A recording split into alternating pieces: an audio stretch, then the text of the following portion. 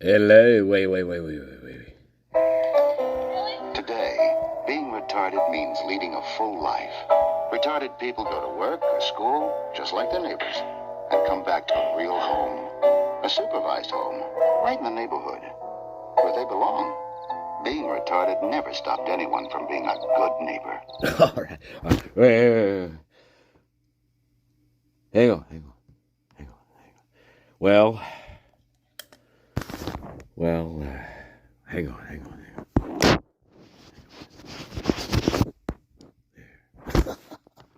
Wait. Well, except one person. Except one person.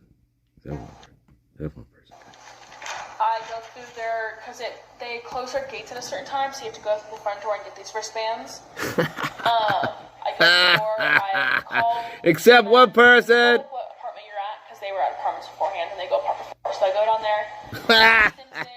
Hey, what's up, babies? Remember, being a good neighbor. Anyway, what we doing? Welcome. Right ID 69. Do you have the right ID? You must, because you're here.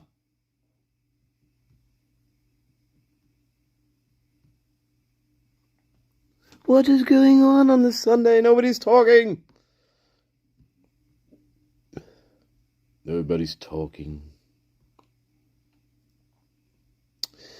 Nobody's talking.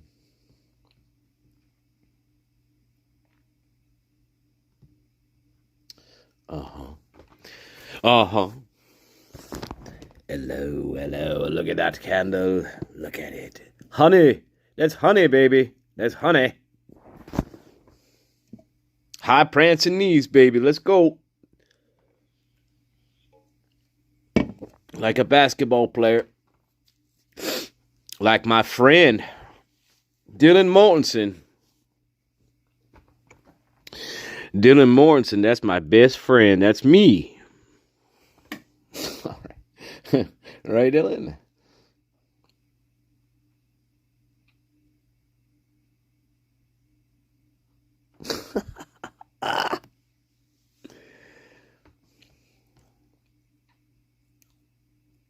Oh, my God.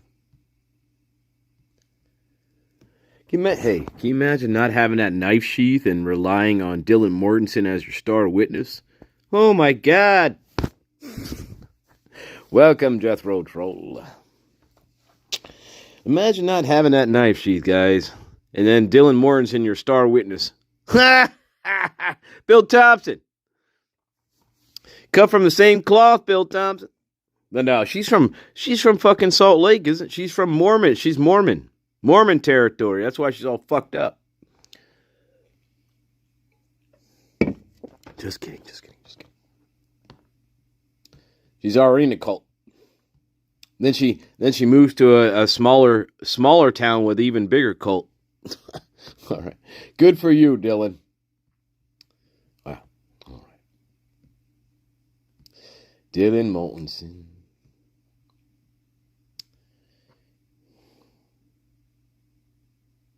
What's up, Glenn? Welcome, Satire. You ready to dance, love? No satire without absurdity, love. You know.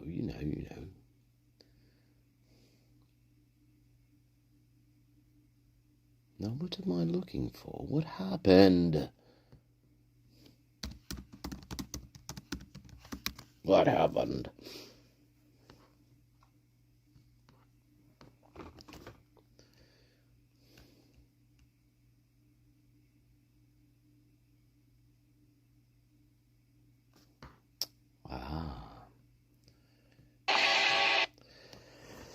Glad to see you as well. You ready to dance? Look.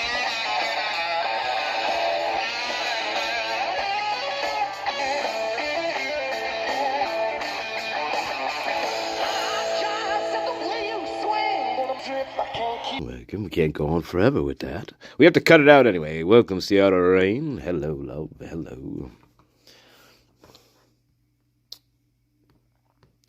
Hello, loves.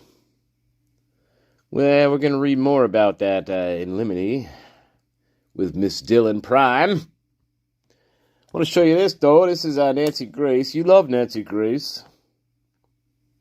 From great tragedy and great pain. The ghoul walks. Something is forged. Something is created. The ghoul walks the earth. Joining us. Who is it? The Gonsalves family. Gonsalves. Hansen. Goncalves. And others. Tonight they will describe what they are doing. Born out Welcome, of the blonde tragedy Lily, Amy Carr. of the Welcome, blonde Lily. quadruple murders in Idaho. 4 beautiful students murdered. How could something good possibly... I remember when my boyfriend was murdered 35 fucking years ago. 40 years ago. I remember when my boyfriend at the time, I was going to law school, and my boyfriend was murdered. Can you believe that shit? 40 years ago. And I still talk about it on every single fucking podcast. Come from that. Good evening. I'm Nancy Grace. This is Crime Stories. I want to thank you for being with us.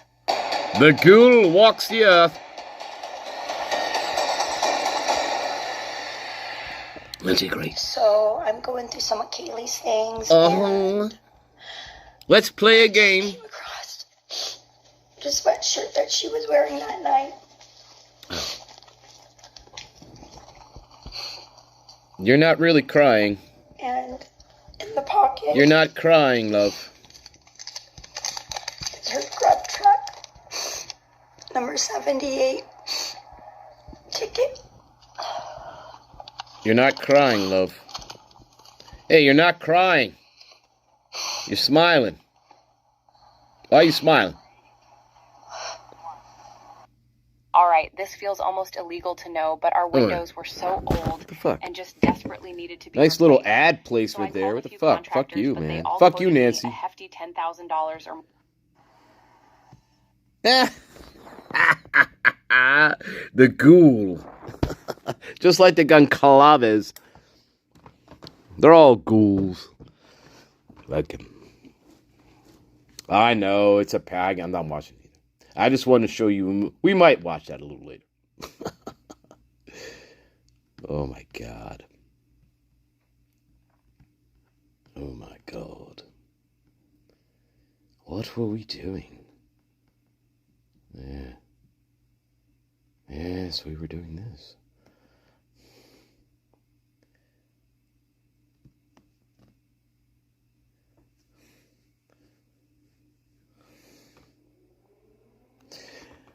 Oh dear, don't give an inch. I know. We'll see. This is where we are. Here we go, guys.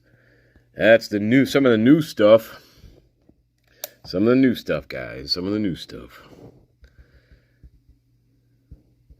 Oh, God. Describing the assailant, which I think she totally made up in her fucking brain. In her delusional fucking brain. I don't fully remember, guys. I don't remember nothing. And I just remember him, like, coming from the living room. I'm sure I'm going to, obviously, because he was going towards the kitchen. And I just figured he had gone out the sliding glass side door. Ah, don't you love our Prime? And then I, just slammed the door and locked it.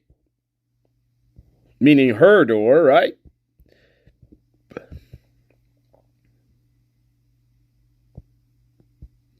I know, Amy. And I was like, I remember texting Bethany, and I looked at these texts that morning for no fucking reason. Because Bethany's sitting right there next to you. Right? Uh-huh. I guess they weren't talking to each other. But anyway, I remember looking at these texts that morning. I woke up right next to the Hobbit because we slept together in the same bed, according to fucking Prime. And I was like, I was not texting them, right? Because I was just like, what the fuck is going on? Like, I'm so confused. Sounds like our prime suspect, doesn't it? Don't you think? And I wasn't worried at all. I wasn't scared. I wasn't worried. I wasn't in panic. I was just sitting there wondering, gee, when do I have to actually get people over here? Because I know they're going to start texting the roommates soon. And I got to figure out what to do. Because I know people are going to start texting me and Bethany when they can't get a hold of the other roommates. So I have to do something at some point. But I wasn't worried at this point. I was just like, why the fuck is there someone in our house? That's what she was thinking the next morning, guys. That's what she was thinking the next morning, right? Like, it just doesn't make any sense, Dylan Mortensen.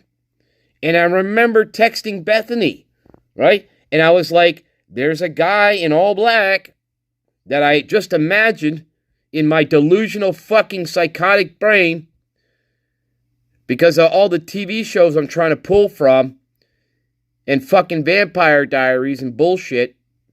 Moscow Police. Unbelievable. And Bethany had gone, Xana was wearing all black. But remember, when the Prime dreams, she dreams people all in black and has these wonderful lucid dreams that she can control, by the way. She can control her dreams, guys. Like Dreamscape. Remember that movie? What, fucking Dreamscape? She can control her dreams. And I think that's what made my mind think. Oh my God. Hey, there's a thing called the Baker Act. Everything was fine. Oh my God. Can you imagine sitting in front of her and listening to this fucking garbage? I also, had text my boyfriend, right? This is where we get into Quinn. Funny how Moscow Police never mentions this little fact in their fucking bullshit case. Funny how that's, they don't mention, texting Quinn. I don't think that was really a boyfriend. I think that was a summer thing that they had. Anyway, scum just like she. I don't remember exactly what time. Of course not. You should remember. It's right in your fucking cell phone. You're looking at your cell phone to remember other times, right? Right? Uh-huh. And I was like, there's someone in our house. And can't remember, we're taking a shot every time Dylan Morton says the word like. We're going to be drunk in about 5 minutes, guys. Drunk in 5 minutes.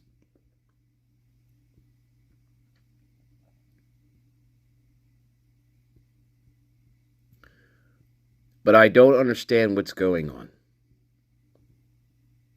There's someone in our house, and Kaylee said someone was here and someone was crying in the bathroom. That never happened. But I don't understand what's going on. That never happened. That never happened. There was nobody ever in the bathroom crying. Nobody ever in the bathroom crying, guys. Xana was never in the bathroom. Nobody was ever in the bathroom. This is all Dylan Mortensen's delusion. Her fabrication, her story. Lies. Nobody was ever crying in the bathroom. Not on her floor. Not on her floor. Nobody was ever in that bathroom crying. Unless it was from maybe 2 weeks before that. Who knows with Mortensen? Mortensen is going to lie to you. You know, that's what Mortensen does.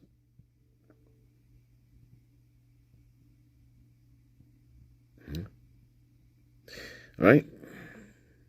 And Quinn, my boyfriend, he was like, well, you guys have a party house. Could it just be someone had just been drunk walking through? And people there's probably a few people that didn't know our house code because the girls before us had the code that we do now. So it must be some of them that just decided to sneak into the house in the middle of the night. I guess, right, Dylan Mortensen? The girls before us had the code that we do now, and we've told our close friends. Then stuff gets passed around because of me, because I opened my big fucking delusional psychotic mouth, and I probably told about 20 other fucking people that I don't fucking remember. Or maybe I do remember, I just don't care. Right, Mortensen? Yeah, this is your prime, people in denial. So, when he told me that, my boyfriend Quinn, I was just like, not worried at all. Magically, my worry disappeared when Quinn the Eskimo said, Quinn the Eskimo he said, everything is all right, don't be worried. And so all my worries evaporated, right? Or I'm just like, okay, like, you know, like, and so like, then like, yeah, and then that's when the roller coaster broke down. Like, and I was on the merry-go-round, like, and the merry-go-round broke down.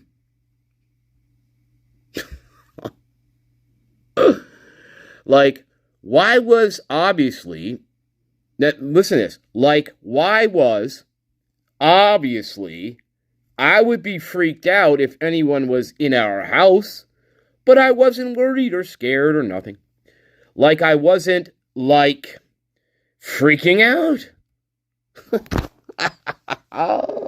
Because I watch Criminal Minds every night, and I get freaked out every night. Right, Mortensen?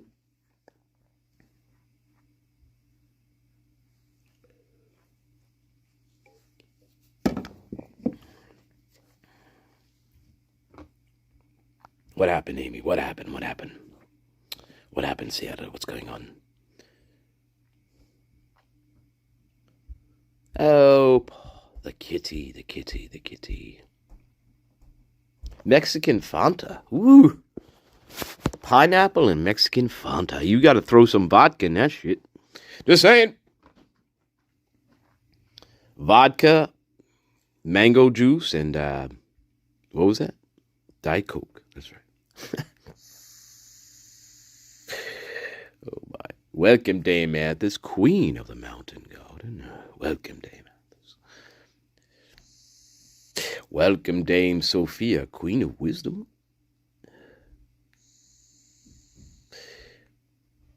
Kittens are beautiful. I love kittens. I'm afraid to get another one because I'm not sure how the Chateau Gato would handle a little kitten. I don't know. The Chateau Gato may eat the kitten. I'm not sure. I don't know if I want to take that chance. Of course, then I'd have two Chateau Gatos probably running around at some point, not giving secrets. I don't know. All right, good. Quick break. Quick break. Wait a minute. Like I wasn't freaking out, guys. Oh, God. Oh, my God. Wow. And I was texting the Hobbit. And I was like, I'm scared to run down the stairs because I have to go out of my room. Like, I'd rather just stay in my room and do nothing. Except clean up, maybe, I don't know. But she's like, come downstairs and run and hurry. She didn't just say come downstairs. She said, run down here, remember? Something along those lines. So it's like I guess, this would have, oh my God, it's like a fucking alien trying to speak English. But they're from America, though, which is odd. Been the fourth time, remember, we called this poverty of language, guys. Been the fourth time, this is the fourth time now. I can't remember shit, guys, also. But I do remember that, because I guess I'm good at counting. I'm good at counting things, remember? She can't remember shit, but she's good at counting. Well, open more door 5 times, because I counted the number of stomps. She's good at counting, guys. I don't. Here we go. I don't I think so, yeah. There's not even a question there, right? I think so, yeah. Okay. Who are we responding to? I sprinted out of my room. Odd. I sprinted out to my car. We just fill in the blanks here, guys. I sprinted out to my car with Murphy. No, I sprinted out to my car to drive to get Murphy that was down at the pound, brought him back to the house, put him in Kaylee's bedroom before we called 911. Something like that.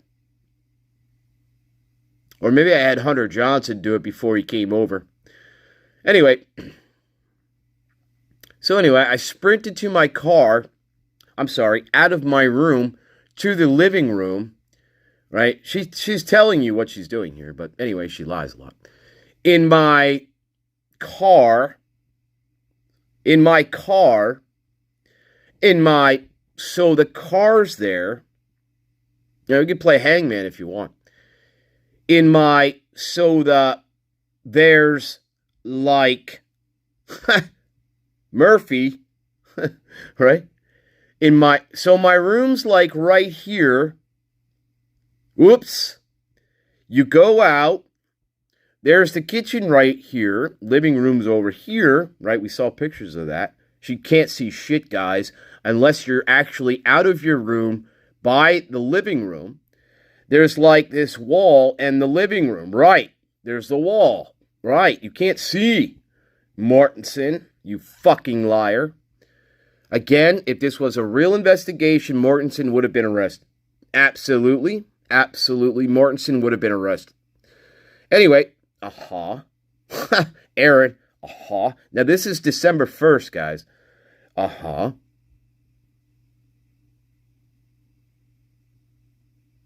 Welcome, Christina. Welcome. Dylan. So I go to the car. No, I'm in my car. I go to the living room. And after I return, it's like a pretty big space, except for that beer pong table in the way. And the living room to Xana's room, there's like a pretty long hallway. And I'm like, where my couch is at. So I'm pretty far back. And I just see her laying there with like no pants on, covered in blood. No, I didn't see that. I just saw her that she had no pants on, which is normal for her. Nobody else can corroborate that fact, by the way, guys, except Mortensen in her sick, deluded fucking brain. Like with underwear, because that's totally normal for Xana to do that. So, like, she was just comfortable like that. She was comfortable, guys, in her underwear covered in fucking blood. That's the prime. That is your prime suspect talking to you. Xana was comfortable like that. Think about that.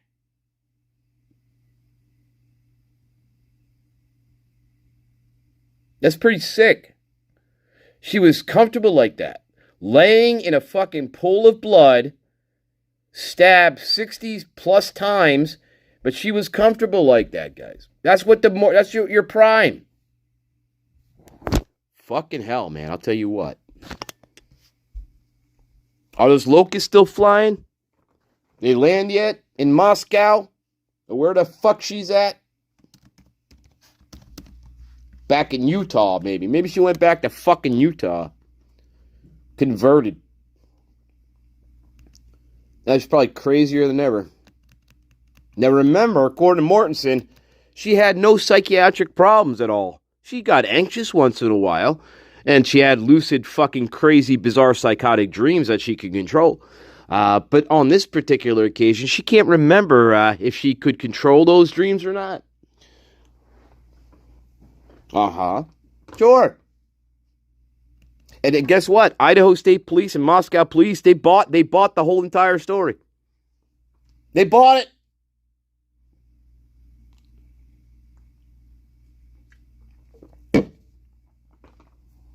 Kim Ashley Brogdon.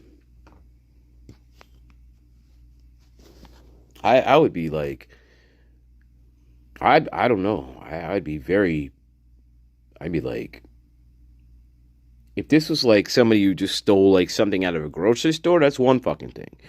But now when it comes to this level of seriousness, I mean, this is ridiculous. It's absolutely ridiculous what this is. I mean, she barely she cannot form coherent fucking paragraph. We can't read a paragraph that is coherent.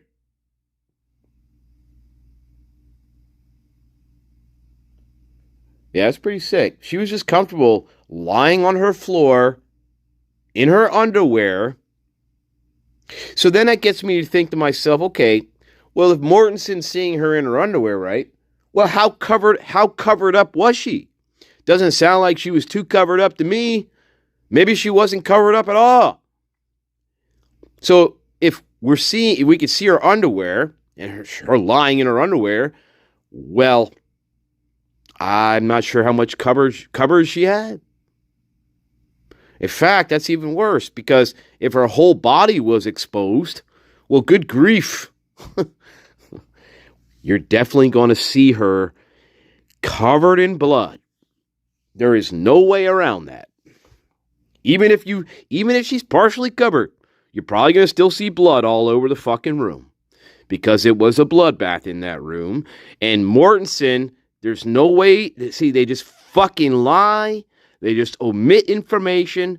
And the fucking stupid goddamn inbreds in Idaho, the Idaho State Police in Moscow, they didn't consider any of this unusual. They didn't consider any of her story bullshit. None of it. You have your prime suspect in front of you.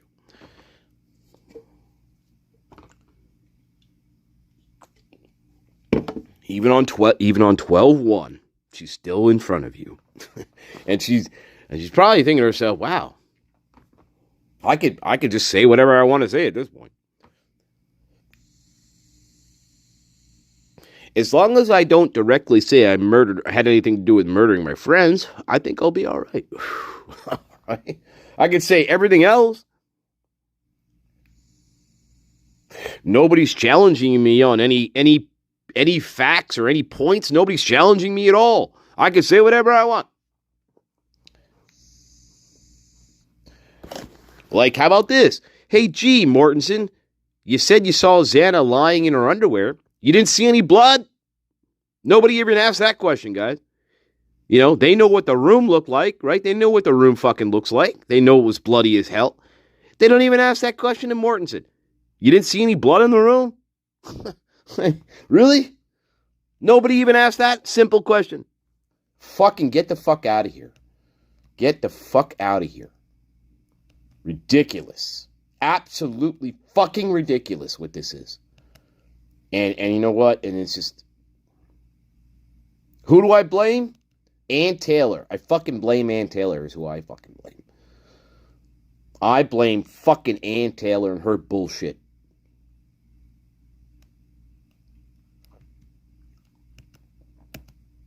That's who I fucking blame.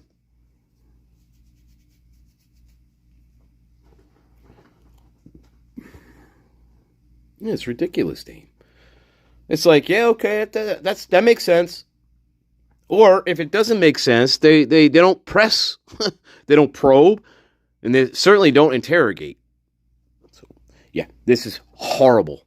This is the worst investigation I think I've ever seen in 30 years in terms of a quadruple. In terms of this level of crime, this is probably one of the worst investigations ever in the history of crime. It's a joke. At this point in time, you have more evidence pointing to Dylan Mortensen as one of your suspects than you do some random Michael Myers character floating around somewhere. You have more evidence against Mortensen, the Hobbit, Hunter Johnson, fucking Jack DeCour than you do with a random Michael Myers somewhere floating out in the abyss somewhere. It's absurd. You got your main suspects in front of you. And before we start looking for Michael Myers somewhere in the fucking bushes, okay, I think we should start at home, which Moscow police never started at home. They never did. Because I feel they knew exactly if they started at home, well, guess what? We cannot have that. We cannot finish at home, guys. We cannot have that. We cannot have it. I don't care. We cannot have it, guys. The University of Idaho cannot lose any more money than it was losing the previous 2 years because of declining enrollment. We cannot have that. There is no way this could happen. We cannot have this come out. Again, if this was actually investigated for real, and we're following where the evidence actually goes to, no way, unless this is a big unless, guys. If there is only one perpetrator, then this perpetrator is going to have knowledge of certain things. And again, document 77, MPD, the Holy Grail number 1, little g, that type of character would be somebody who possibly could pull this crime off because he already has knowledge of the house. He's already allegedly been in the house before. He knows most of the victims in the house, at least 3 of them. He knows where they live. So if you're going to go with a sole perpetrator, little g is going to be, he's going to fit that profile. Mr. Kohlberger has never fit the profile. Never fit the profile. He's never fit the profile. Never.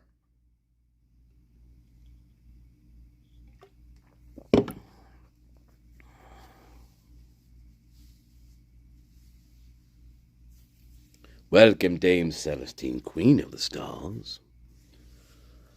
So anyway, the point is, on at least still, even on 12-1, your strongest suspects, the Prime Mortensen, the Hobbit, Hunter Johnson, Emily Allant, Jack DeCour. These are the core. These are the core. Possibly Lakeland. She was one of the last people in the house. Possibly Lakeland. And I'll tell you what, that short interview with Kennedy, very interesting interview. Because Mortensen nor the Hobbit Funk mentions anything about being in a group of girls before they go home. No mention of that. They're in a group of girls,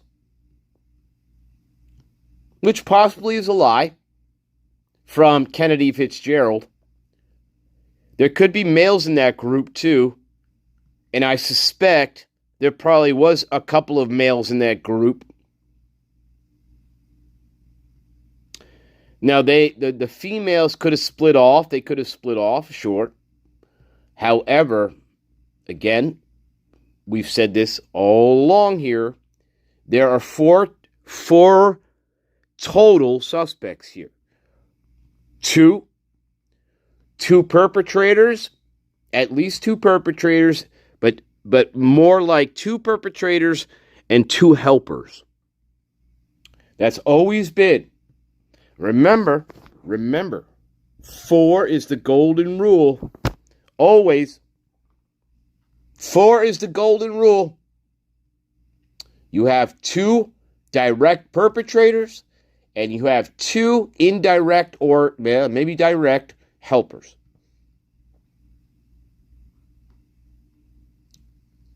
Yes, you do. That's what you got. And that takes care of Hobbit. That takes care of Mortensen. And then you got the 2 males.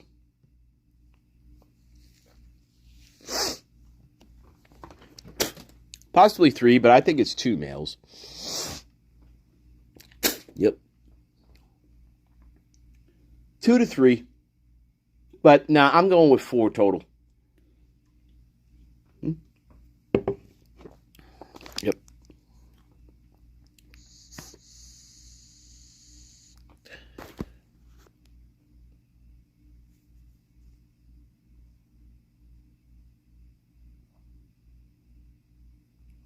Reality and true. Yeah, I'll tell you what, just some states you just never want to commit a crime in. So, some states are, I'll tell you what.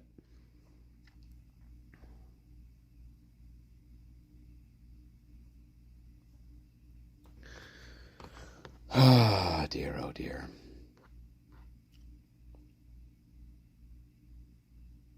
Speaking of gang hits, I want to read this to you. This is from, now we're switching a little bit here, guys. This is from Broken, we'll get back to that in a minute.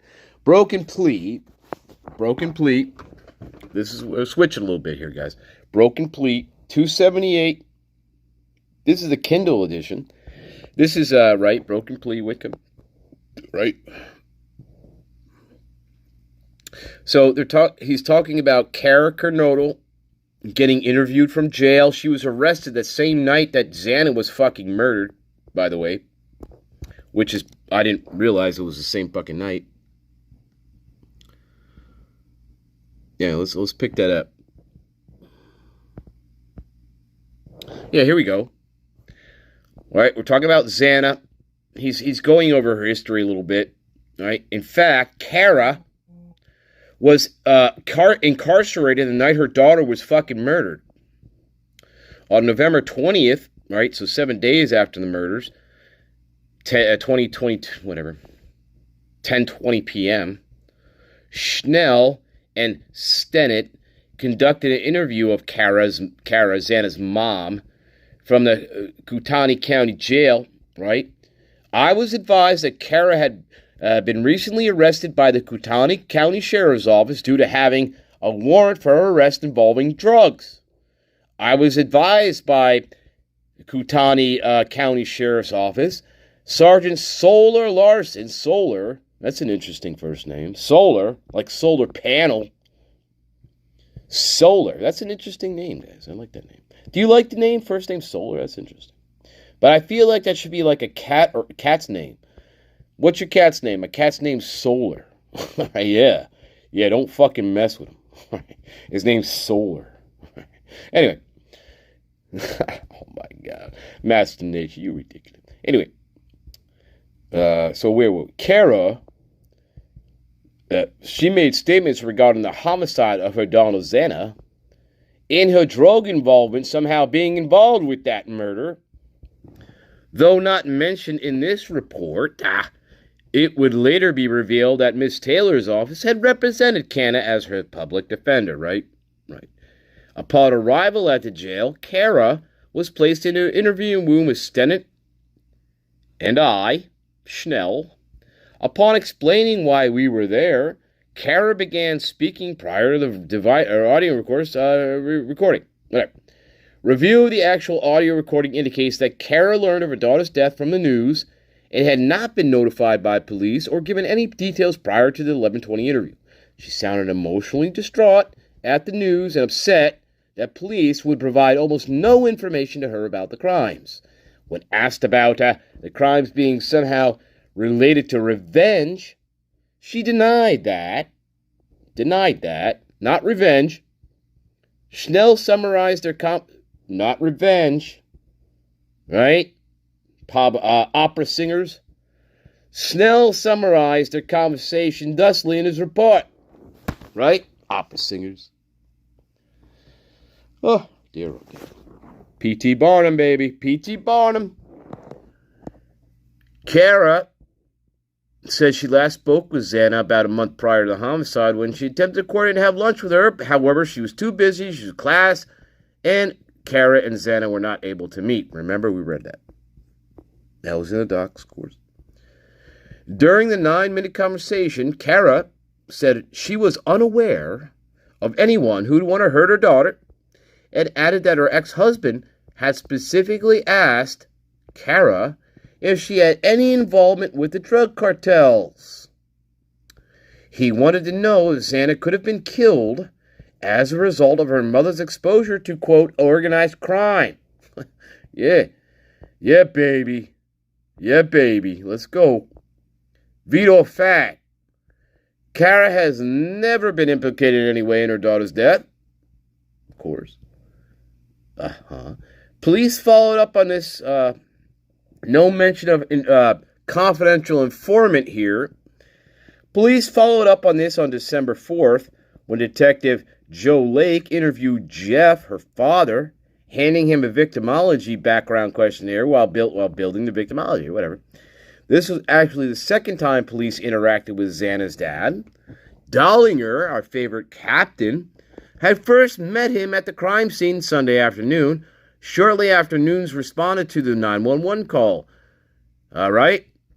You're right. All right. So, all right. All right. So Jeff, where are we here? So Jeff was in town for Parents' Weekend at Washington State with Jasmine, the other daughter, and had stopped by the house when Xana failed to respond to text messages. Interesting. That's interesting.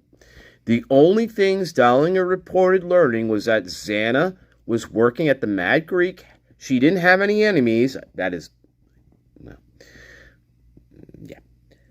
Again, we're talking about a parent. A parent is not going to know these things. They're not going to know these things, guys. The parents are not going to know the ins and outs of Xana's social world at college. They're nope and no and no and no. Not going to happen. They're going to be the last to know if she had any fucking enemies. And last called her dad Friday, remember, not Saturday night, Friday at around 9:40. Remember all that bullshit? So no, she wasn't talking to her dad at midnight. No. Friday was the last time she spoke to him, supposedly. Lake wrote in ISP Supplement 156. I'm sure we've been over that. Absolutely. He telephoned his daughters about 3 times per week. He visited them regularly and would fly them to his home in Arizona at every chance he could. Jeff Kernodle helped Xana financially. He bought her a car and paid for her insurance. Nice father. Very good father. Very good father. Mrs. John Welcome, you don't think you could sneak in here like this, do you? And you didn't even bring me any fish and chips. I'm horrified. I'm mortified. Mortified, Mrs. John, mortified. You didn't go to Cambridge, did you, Mrs. John? You didn't go to Cambridge, did you? Oh, God, of course, Ellie Ryan slinks in with you. Oh, my God. I'm fucking bunch of fucking bollocks is what the... Bollocks! Bollocks. That's right, her older sister was at Washington State.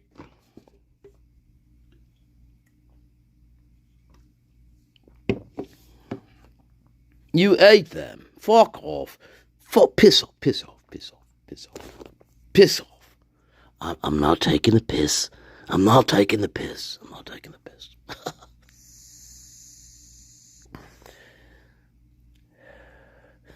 I'm not taking the piss.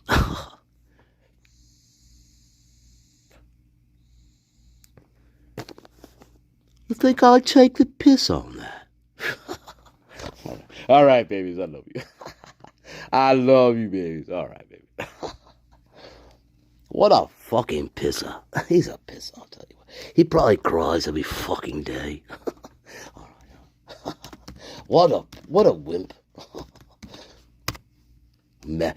Fucking American wimp. Oh my God. I came from Birmingham, you fucking wimp. All right. Thank you. Welcome, Missy. Welcome. Cheer up. What? Cheer up from what? I get no fish and chips. God damn it. I'll show you the ghoul again. You keep pissing me off. I'll show you the ghoul again. You don't want to piss me off. Look at that. Look at it. Look. Oh my God. Cambridge Bingo. Terry Lynn, that's a great idea. Cambridge Bingo. Oh my God. Yeah, Cambridge Bingo is this. They say, oh, I got bingo. And then the rest of the old people in Cambridge, they're like, oh my fucking God. Disgusting. While they're smoking away. Fucking disgusting, you. All right. Then they start throwing their fucking chips at people and shit like that. They're sitting there with fucking bowls of fish and chip at the fucking Cambridge Bingo Hall. That's all they fucking have. I'm sorry. Hi, keep your fucking grubby hands on my fucking fish and chips. Are you fucking I saw you trying to take it. Your fucking dirty hands in the fucking bingo chips. Oh my God. Yeah, I can see that happening.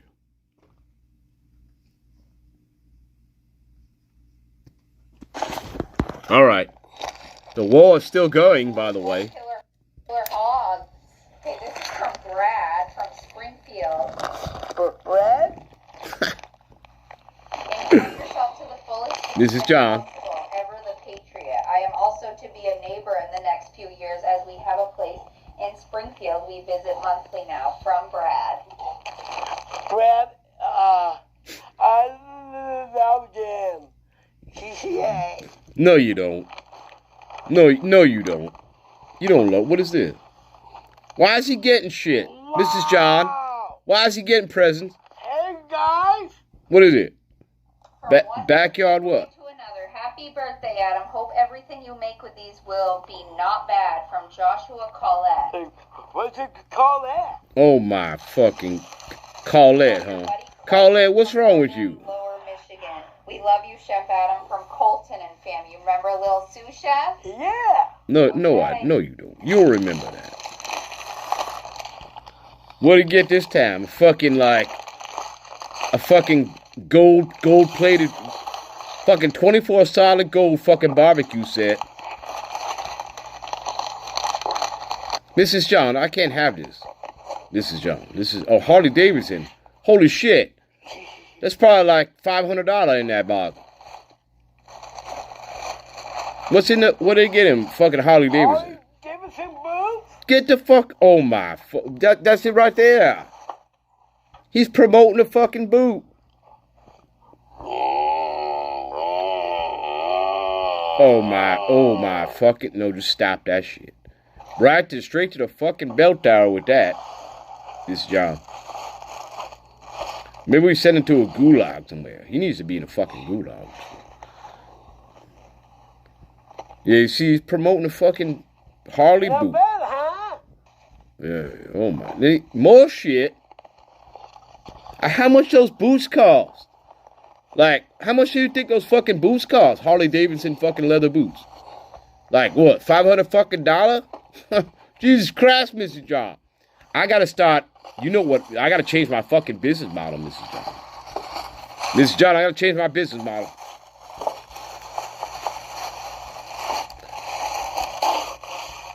You got more fucking boots? You got more fucking boots or shoes. Look at that badass shit. Oh my god. How much are Hey those? guys, look at those. Not bad. You ain't gonna fucking wear that shit. You fall over. You ain't gonna wear no Adam, fucking we love boots. your videos and we hope you have an awesome day from Erica and Joey. What's this? Ooh, more killer hogs. Okay, this is from Brad from Springfield. He got him seasoning. Fuck this. All right, guys. I love you, Mrs. John. Oh my god. Welcome, White Rabbit. You know what we have to do. Those are really nice boots. Shit. Harley boots? See, I wouldn't want to get them, you know, because I don't have a motorcycle. I don't ride motorcycles. So I probably wouldn't want to get Harley Davidson boots because, you know, if I have a motorcycle, I ride them. I probably would get those, right? But I wouldn't wear it. See, I wouldn't wear those. You know?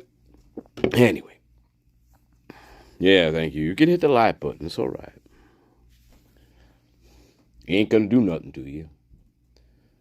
Except maybe I'll show you the ghoul again if you don't. I'll just show you the ghoul. Quick break. Hey baby, this is honey. The candle is honey, baby. Just saying the candle's honey. You like honey, don't you? Oh, Master Nick. Why? It's bad enough that it's Sunday, but why do you have to show the ghoul? Why? Why?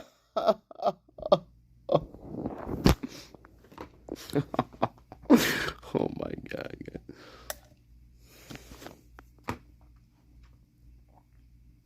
No, I don't think you should get a motorbike, Mrs. John, but that would be kind of... Mrs. John, I don't know why I'm talking strategy with you.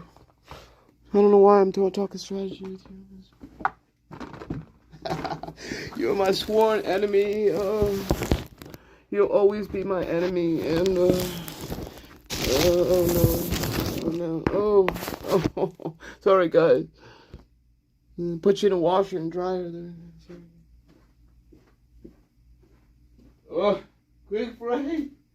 Let's get back at the fucking prime. Let's do it.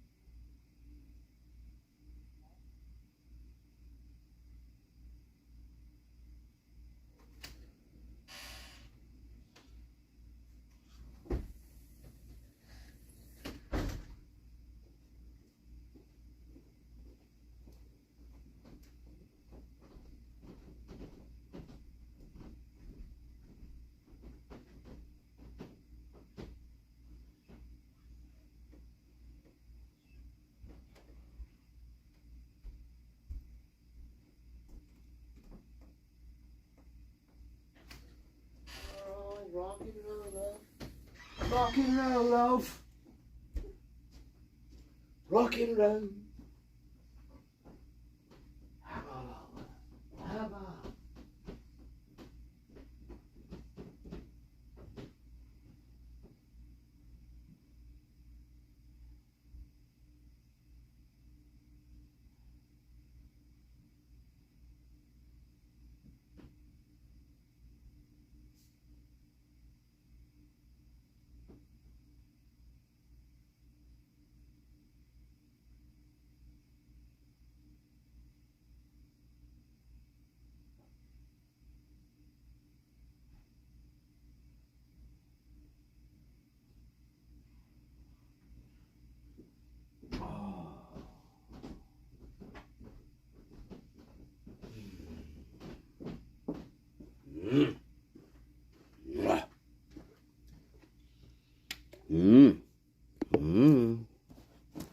All right. Act 2, love. That was Act 1. Death Trap. All right. Interesting, Jethro Tull. Hey, that's an interesting point there. Yes.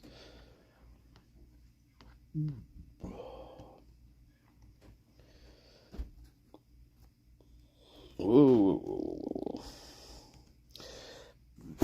Yeah, so anyway, Xana was just comfortable like that, lying in a pool of blood. And I was like, okay, well, she's dead with Ethan. You ready? Now, where are we at? Again, we're at the new stuff, motion limine regarding the witness identification by bushy eyebrows. Exhibits in support of that. Okay. All right. Anyway, and I was like, okay, well, she's with Ethan, and they're both dead, so she should be okay, guys. According in Mortensen's fucking brain, that's completely okay. Well, she's dead.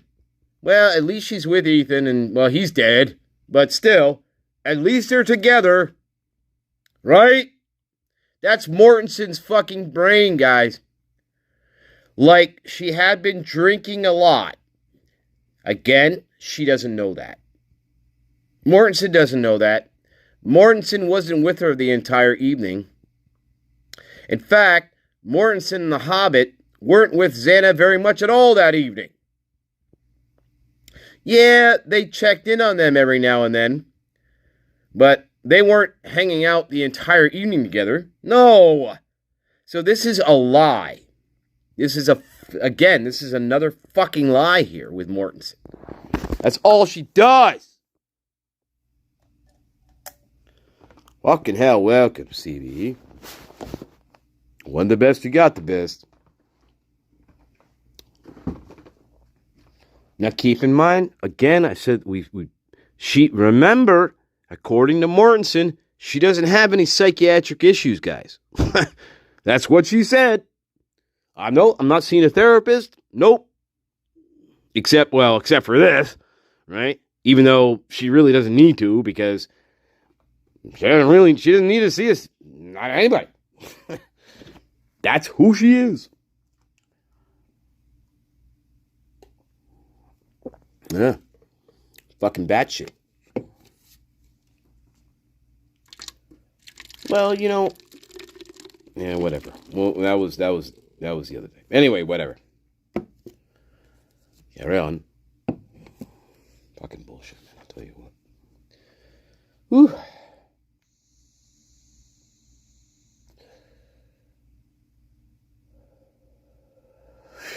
What the fuck? Yeah, okay. And I was like, okay, well, she's dead with Ethan. Like, she had been drinking a lot, so she probably just passed out, and I wasn't worried. And I just... What'd you do? What'd you do, Dylan, after this? And I remember just like, it was just like, and, right? I could see her legs and the top of her head. Like, I couldn't, see fully anything. Except her, in her underwear, and Ethan was with her, because you saw Ethan too, remember? So, yes, not only did she see Xana, but she also saw Ethan lying there in bed with the blood on the fucking walls, blood all over the room. So yes, she sees all this 8 hours before 911 was called. Before. Remember, this is her sprinting down to the Hobbit's room. This is what she sees before she gets down to the room.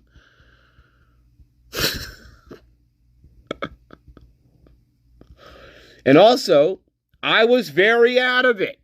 That's her guys, that's her, well, we know this, right? That's her tried and true. I was out of it.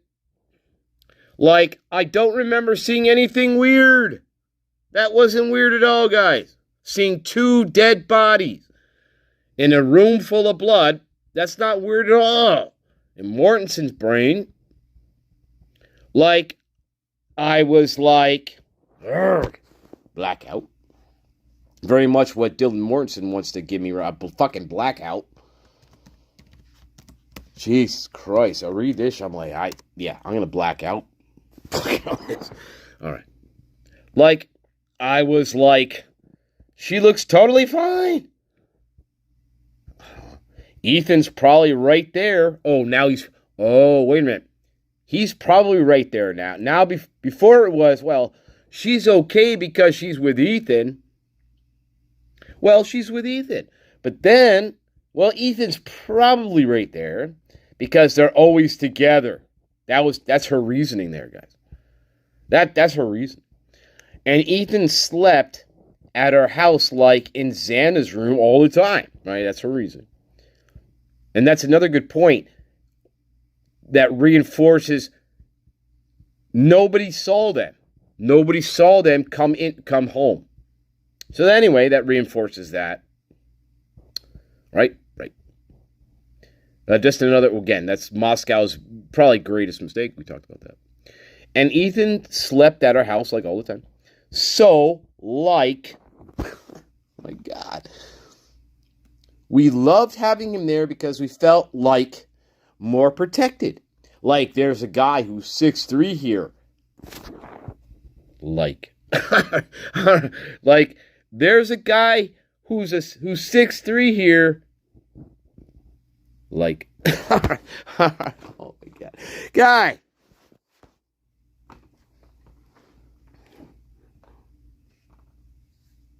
Poverty of language, baby.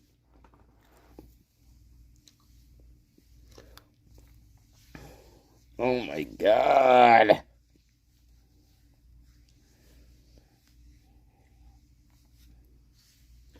Did she fucking graduate? Did she even graduate from high school? Gee, yeah, probably. Oh my God. Yeah. Jesus.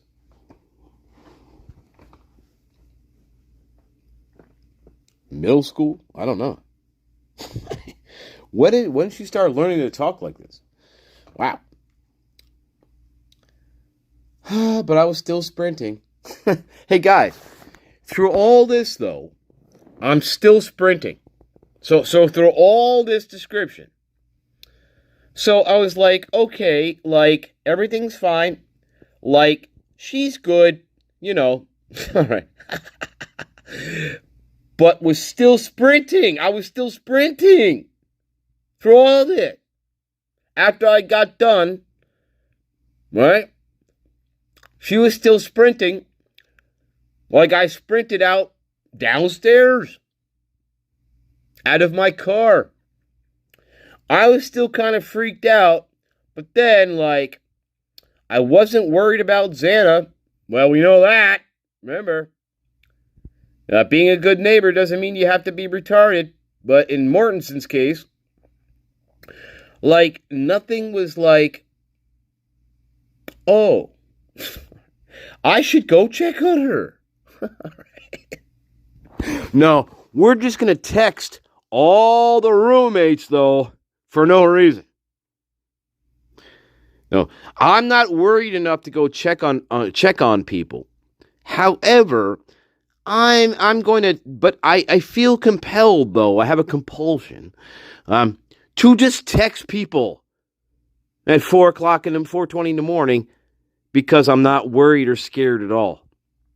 See, and I'm not worried or scared at all to the point where I feel I need to check on Xana or anybody for that matter. But yet, for some reason, I'm texting them and seeing if they're okay. Does that make sense, guys, right? Hey, Moscow police, does that make sense to you? Right. ISP, right.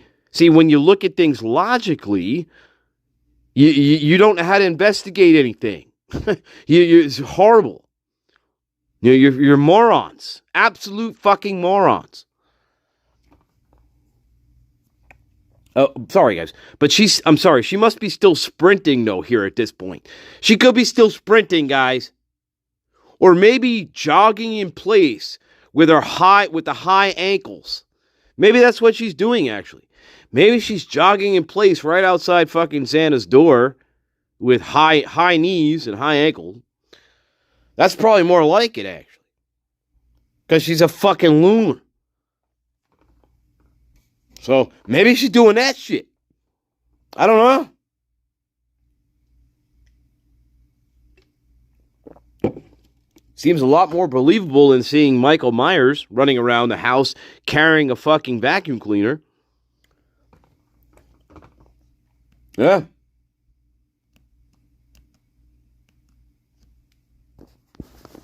So anyway, I'm still sprinting. I'm still running, guys. I'm still sprinting. I was still kind of freaked out. But no, you weren't. You just said you weren't freaked out. 2 seconds ago, guys, she said she wasn't freaked out. Remember? Because she talked to Quinn the Eskimo. She wasn't freaked out. She doesn't know. She doesn't know what she's even fucking saying here, guy. I was still kind of freaked out. No, you weren't. You just said a million times you weren't freaked out. But then, I wasn't worried about Xana. Nothing was oh, I should go check on her. That was not in my mind at all. That was not in my mind at all. Right. You mean her sprawled out dead on the floor? That wasn't on your mind at this point. I believe you. Hey, Mortensen, I believe you at this point. Yeah. Your mind wasn't on that. Your mind was on figuring out the next piece of this. Right. You already left them in the room. They're already left in the room as is. So, yeah. So at this point, you're heading down to the Hobbit's room. You're not sprinting, by the way, guys. She's not sprinting, guys. Remember that. She's not running at all. She's standing outside the bedroom door, taking in the view. She knows exactly what's in that room. She knows exactly what they look like. She's standing there looking inside their room, checking them out. And then, when she's done doing that, then she decides to go down to the Hobbit's room. She's not running. There's no urgency. She's not scared. No. But remember that. There's no sprinting. There's no running. No. Anyway, let's carry on. That was not in my mind at all. No, it wasn't. I remember the cops kept asking me where the lights were the lights on. I don't know.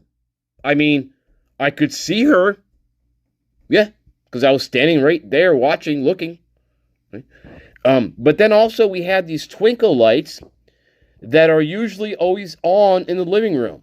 So, maybe those were lit up. Oh, maybe. I don't know, Dylan. You're the one that lives there. Oh my God, guys. Aaron. Okay. Hey, where's that straitjacket? I called for Thorazine an hour ago. Where is it? Where's the Thorazine? Oh my God.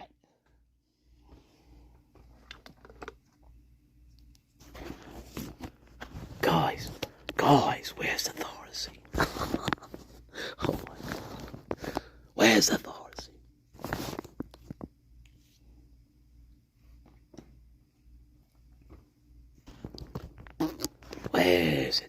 I'll leave you like this. Hang on. Oh, no, you're sliding. Yeah, I'll leave you in the blue cream. The blue cream. Contemplate your life. IVP. What's it called? Is it IVP? Something. What's that?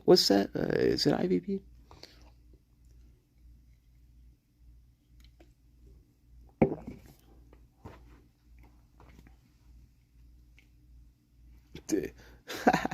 Tingly, baby.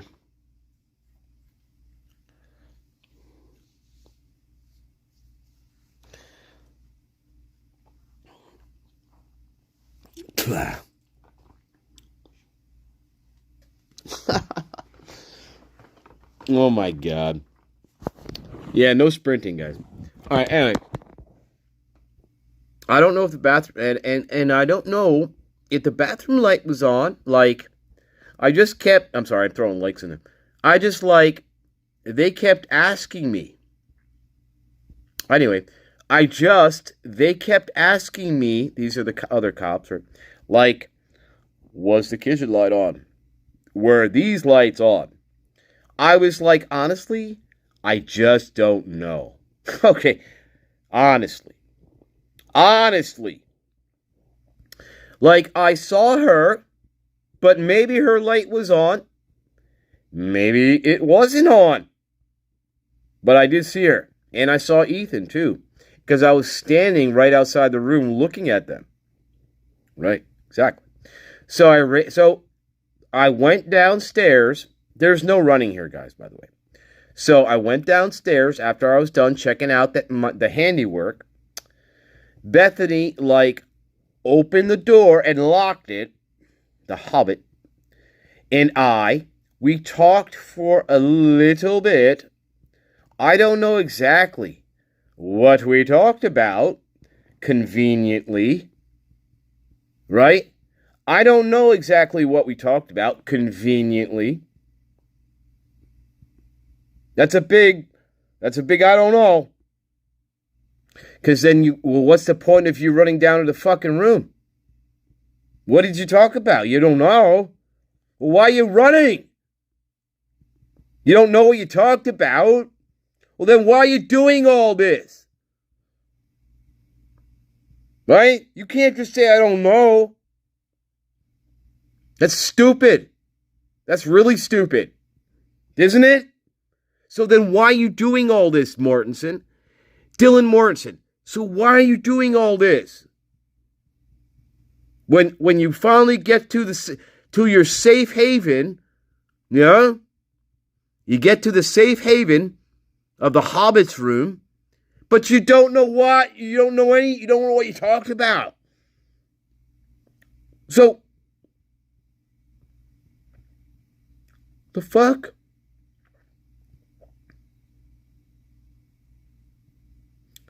This is, say again, absolutely ridiculous. Well, I think you're gonna remember something, like why you fucking ran down there. I think you're gonna remember why you're doing what you're doing. No? Maybe she doesn't, guys. Maybe she doesn't know what the fuck she's doing here. And that's another reason, again, why she should have been arrested and locked up. Yeah. You can't just say, I don't know exactly what we talked about. Right? Fucking hell. At that point, especially if you hear that, you're going to say to her, you don't know what you talked about. Well, you didn't talk about why you're running down to her room? I mean, Dylan Mortensen, you got to do better than that. Jesus Christ. Yeah, see, again, this was not a real. These are not real. This is not real. These are not real interviews. These are not, we're not probing. Again, it goes back to the same fucking thing over and over again. They're not interrogations. These people were never treated as suspects. They are suspects. Never treated as such.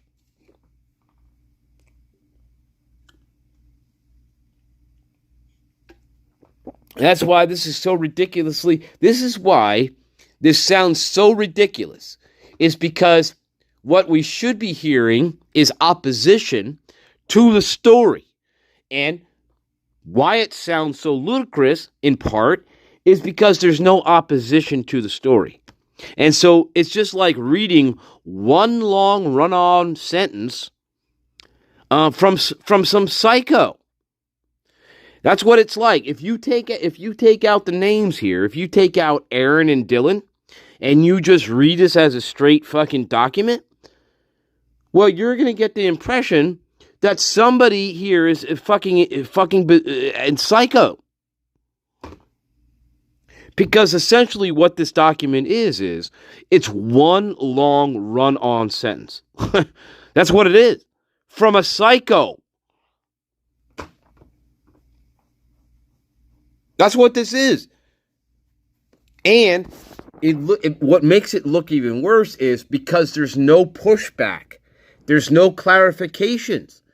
There's no clarification of reality. And so that's why it sounds even more bizarre. Because we're not trying to clarify anything here. So, again, we're just letting Dylan Mortensen just have one big, long, run-on fucking bullshit story here. That absolutely doesn't work. Does it make any sense? I mean, that's why it seems so ridiculous, in part, is because and not just this interview, but all her interviews, they all sound like that, because nobody is pushing back on her. Nobody's challenging her. Nobody's getting angry at her. Like, nobody's getting frustrated, like pissed off at her. Nobody's doing any of these things.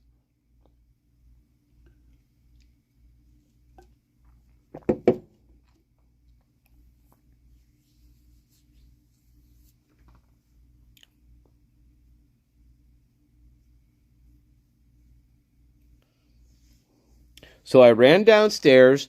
The Hobbit opened the door. I don't know exactly what we fucking talked about. Okay. That's not good. But we weren't like, now listen, but we weren't like freaked out. Okay. We were just like, okay, this is weird. That's what we were like, guys. We were just like, well, this is weird. I don't know why I'm doing what I'm doing. That's weird. But I guess everything's cool. Oh, but wait. Someone's in here, but we should just try and go to bed. Uh-huh. That's what we were thinking. We locked the door because, well, we locked the door. Mrs. John, she needs a lot more to, yeah. We'll get into spices. Yeah, I know. We locked the door. We just had fallen asleep together in the same bed, just like everybody else, well, except for Zan and Ethan. And then I just kept, like, those dreams I told you about. Remember those dreams, guys? That were just, like, weird and didn't make any sense? Uh-huh. Yeah, what about them, Dylan? I don't remember when I woke up. Well, I guess we're not going to finish that.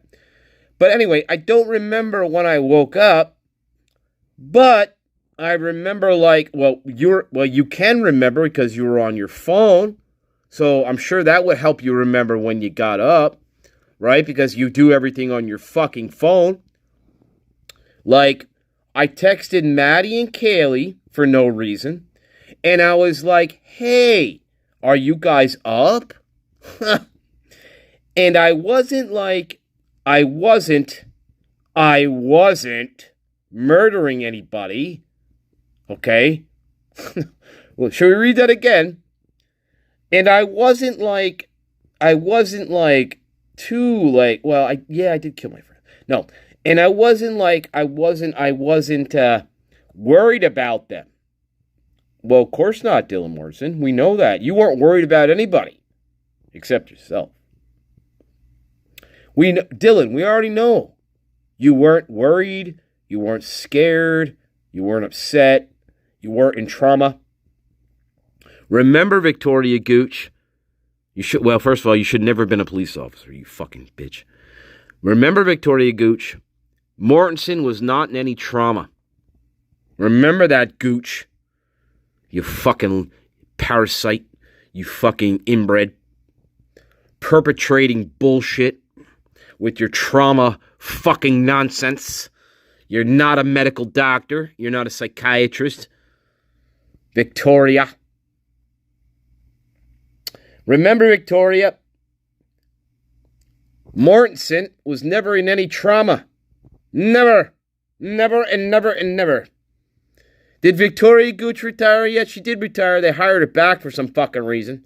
I guess when you live in fucking Idaho, you can retire and you could be the worst thing ever, and you get hired for four different positions in the fucking state. Anyway, you fucking inbreds out there. Fucking Moscow police inbreds. Anyway, bulbous creation. Sorry, guys. Just have to throw it on there because I really like Victoria Gooch. I think she's just an amazing fucking person who likes to spread trauma wherever she goes. Because, well, she's not a medical professional, first of all. Fucking stupid fucking people. Fucking bulbous creations. I'm telling you, it's called the Palouse curse. Everybody out there is inbred because of the Palouse.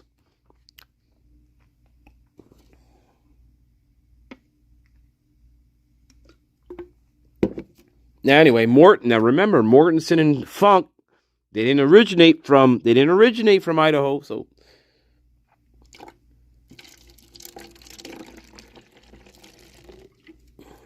but Mortensen, I'll tell you what, Mortensen does sound like somebody from Utah.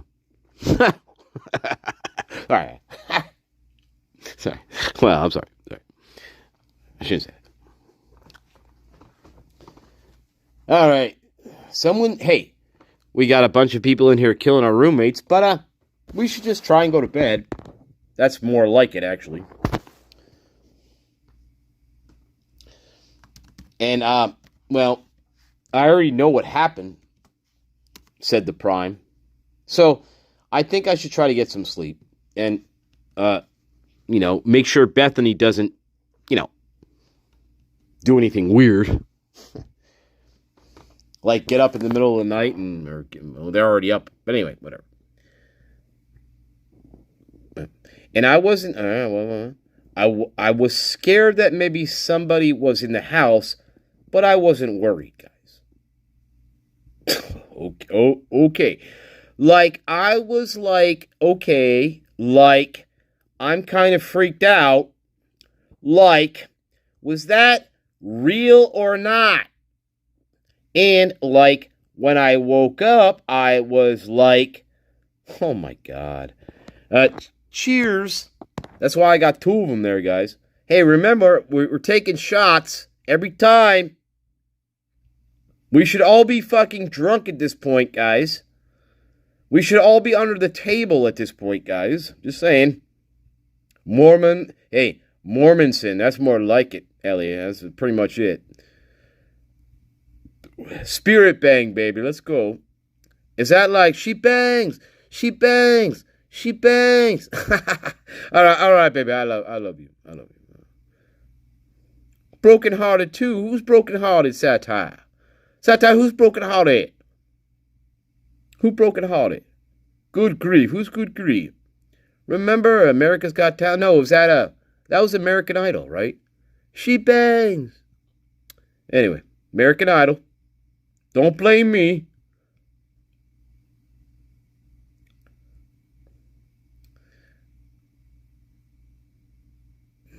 Vicky Cornell.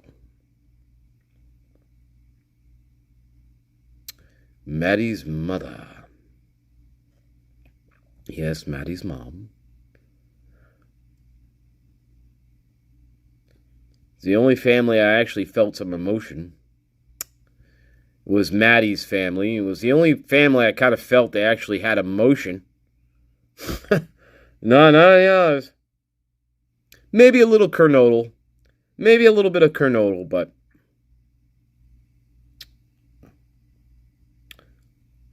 Anyway, like, was that real or not? And like, when I woke up, I was going through Beth and mine and Bethany's texts. So I was going through Bethany's texts and mine and Bethany's texts to make sure I wasn't like just imagining this stuff.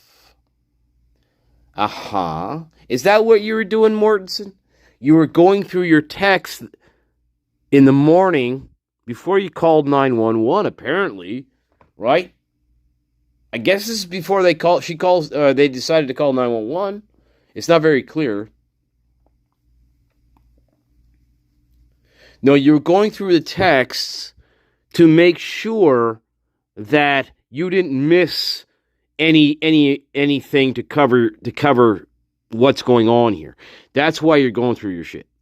It's not because you don't give a shit about anything's going. You don't give a shit about. You already know what happened to them.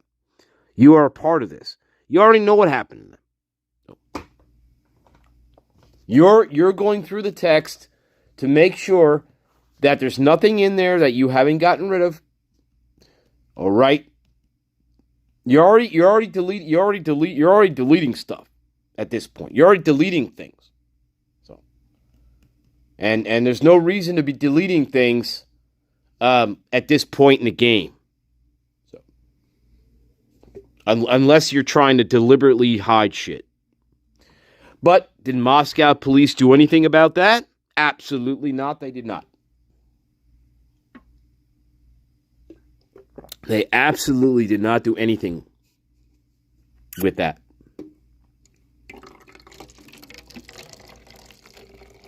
So, deleted text, deleted images. Meh. I don't think we're going to go out of our way to find out what all that was. Anyway, of course not. No, because we're not going to like what we find. And the University of Idaho cannot have co-eds killing other co-eds. Cannot have that. Even though that is probably the truth, right?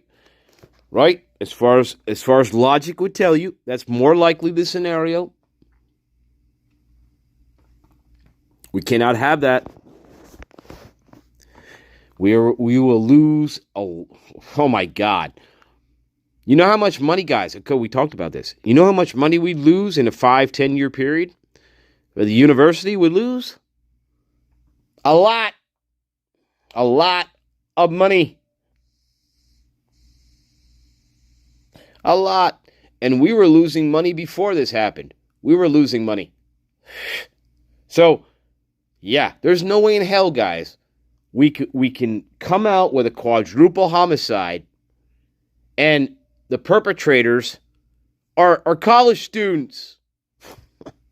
No. That would be one of the worst stories in the history of American crime. We cannot have that.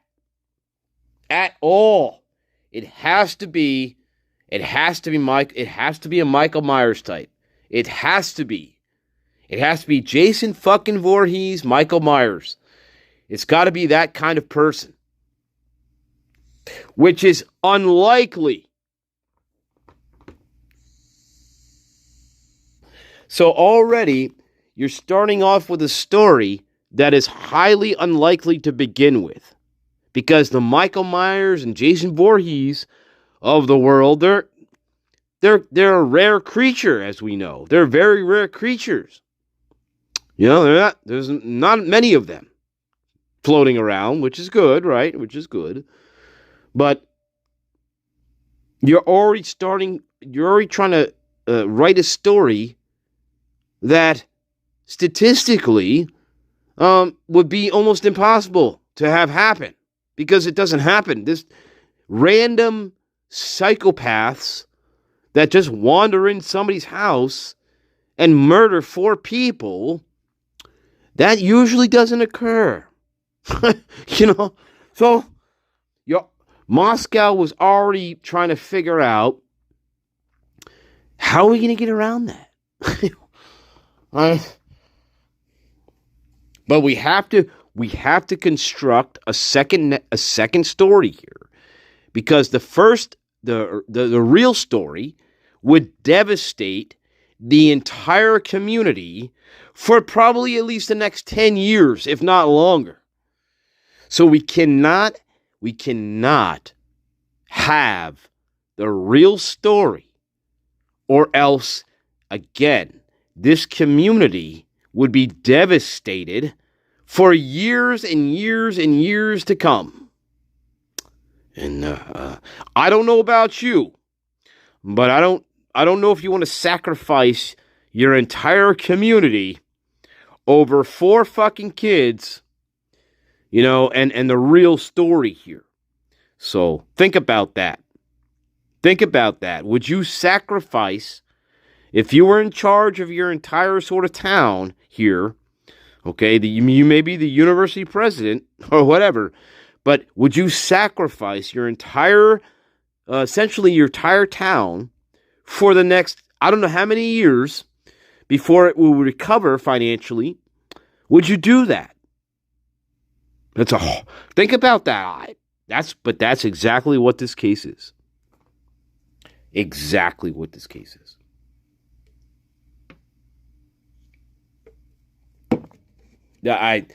Again, the more that comes out, the more I'm convinced that it's exactly what this is.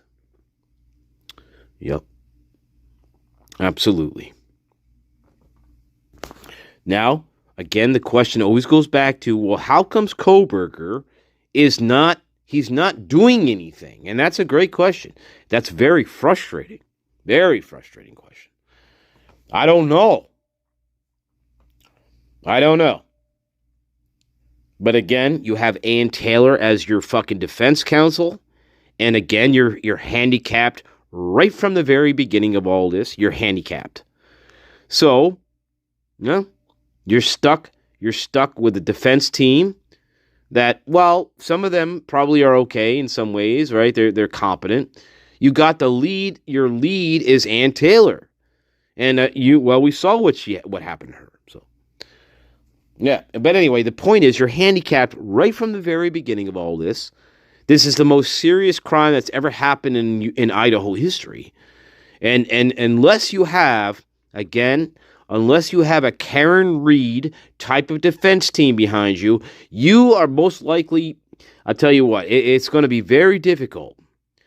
However, this case was so weak that I think a competent defense team, even though it's public, well, I don't know about that. Not in Moscow. Not in Moscow. No, not in Moscow. I'm going to say no to that. Not even. I don't think, even though this case is extremely weak. Even in Moscow, I think, yeah, you're probably going to be worried. Yeah, it's like being a black person. It's like being a black person being charged with a crime in fucking in Biloxi, Mississippi. You know what I mean? You're kind of fucked. So it's kind of like that.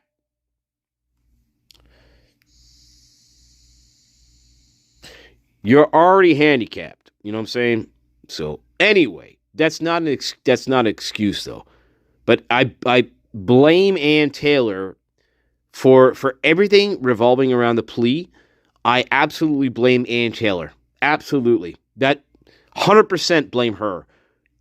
Everything that happened with the plea deal, all the shit that happened with that, the shadiness now the plea deal, that was going on 30 days before the official announcement.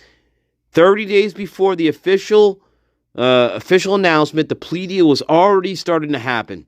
That rumor came out about a month before the plea deal happened, and that rumor turned out to be absolutely true. Yeah. So they were, in my opinion, they were already negotiating in May. They're already negotiating, early May, they were already negotiating this. Yeah. Ann Taylor was already folding.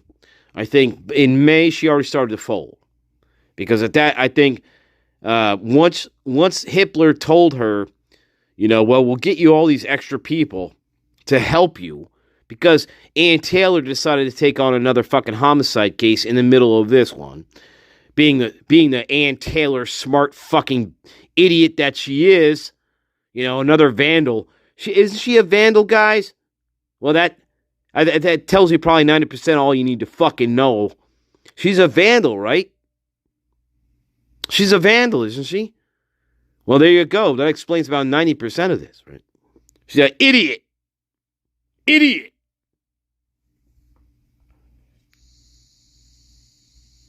Just because you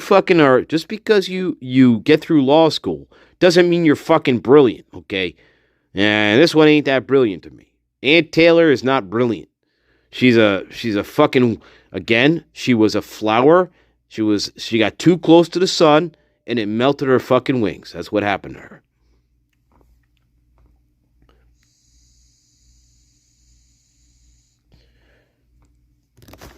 Too calm.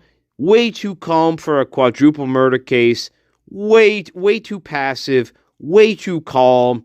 She had no bitch in her at all. No bitch. No fucking, cutthroat. She is not a cutthroat. She is not somebody who, who's a cutthroat lawyer here. She is a fucking vandal. She's probably still thinking about cheerleading at some point. Who the fuck knows with these people?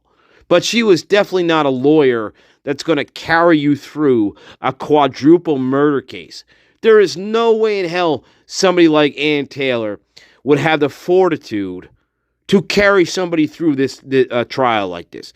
No way that's happening. It was never going to happen. We knew this. We knew this a long time ago.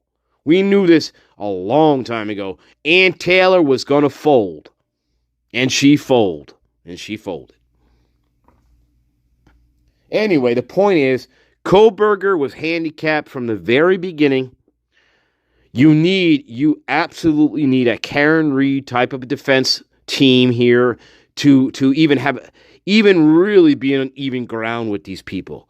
They're all inbreds.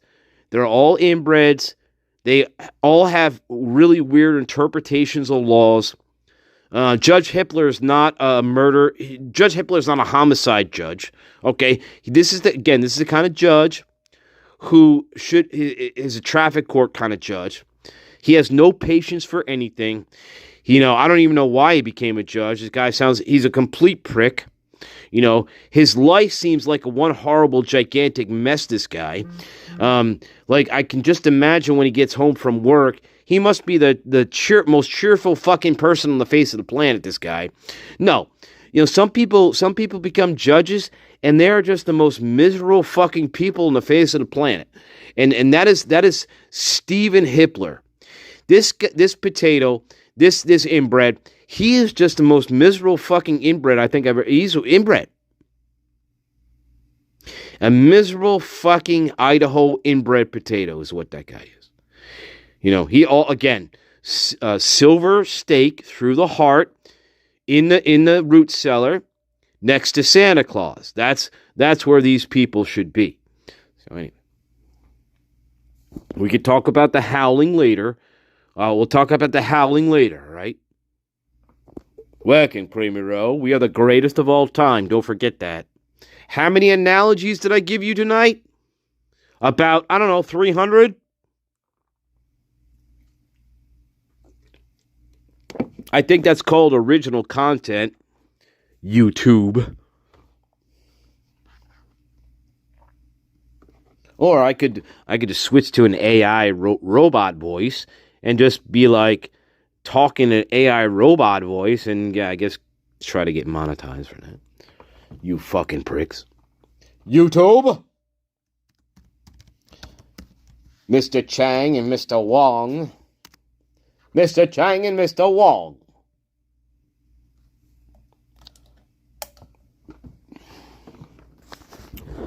Yo, bro. We're Silicon Valley, bro. All right. That's right, baby. Wait, where'd you go? Where'd you go?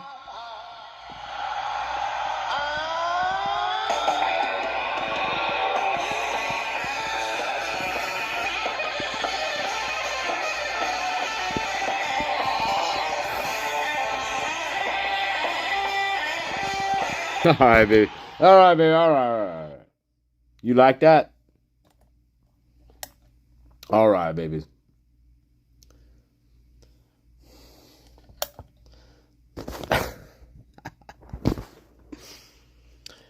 Oh, you in for a special treat tonight. How can anything good I don't know. come of a mother's pain? I don't know. The pain The that pain. Christy Gonsalves endured and is enduring Oh, my after God. the murder of her little girl. That's right, baby. What she has to hold on to is her sweatshirt, Sweatshirt, baby. but amazingly, miraculously, That's right, baby. something wonderful has been born. What was born? Joining us tonight, Something new's special born? guests, the Gonsalves The New family, Jersey Devil? Miss Hanson, Andy Kahn, Oh, here we Tracy go. Bacco, and Sidney It looks just Serrano. like the other Shout out to ones. Christy Gonsalves. Oh, who are these I've people? often wondered how you put one foot in front of the other, losing I don't know. your beautiful girl, and then finding out you lost her in horrible, violent tragedy No, wait. to a monster. Wait a minute. Now, wait a minute. When was this? Hang on. This just came out, right? What the fuck? Yeah. This just came out. So, okay. So, anyway, excuse me. Again, well, we already know this. This is not the first time we interviewed these people. So, anyway, Nancy, go ahead, Nancy Gould. Nancy For Gould. no reason, out of the blue. We already It know was this, time for Nancy Gould. Thanksgiving. Fucking Everybody's Gould. looking forward to Christmas. Fucking Gould. Tell me Gabagool. about Gabagool. Murder Has a Name. Gabagool, baby. Gabagool. Well, What is Murder that? Has a Name actually started with Tracy Bracco. In the beginning of this tragedy, she started reaching out to us. Tracy Bracco. And it just became more and more frequently. Who's Tracy Bracco? And she has this very distinct writing, and I would notice her cards, and I would notice things that she was sending. Who's Tracy Bracco? And everything was just very, very heartfelt. And I decided just to start reaching out to her, texting her and whatnot. And she was by my side through, the entire case. Don't do it, Satire. Don't do it, Miss E. Don't do it, Terry Lynn. And it was Don't do it, Dames. She was like, we're starting a foundation. And I was like, there's no way I could do That's it. the real She's like, Murphy. Yes, we can. And every no that I had, Tracy had. Now, we always got to show pictures, the same pictures over and over again. Same videos. Very insistent on us remembering Kaylee.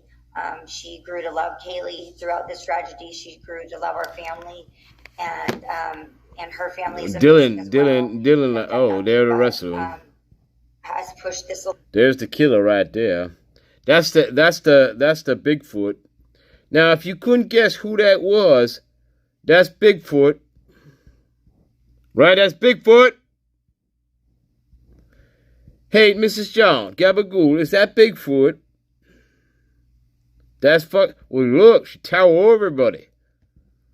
That's the he-she. Everything so much easier, and now we have a dream. That's the he-she. No, not them. I'm just saying. Yo. We owe it very much to Tracy Bracco. Fuck you. Fall, thousands of Pennsylvania Oh homeowners dear, are here we switching are. from gas to a heat pump system.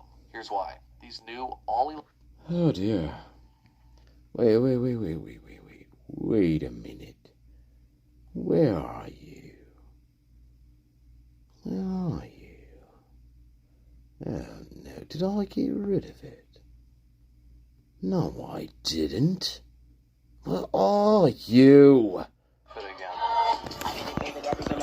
You fucking asshole! You fucking liar! You fucking manipulator! Don't wear that outfit again.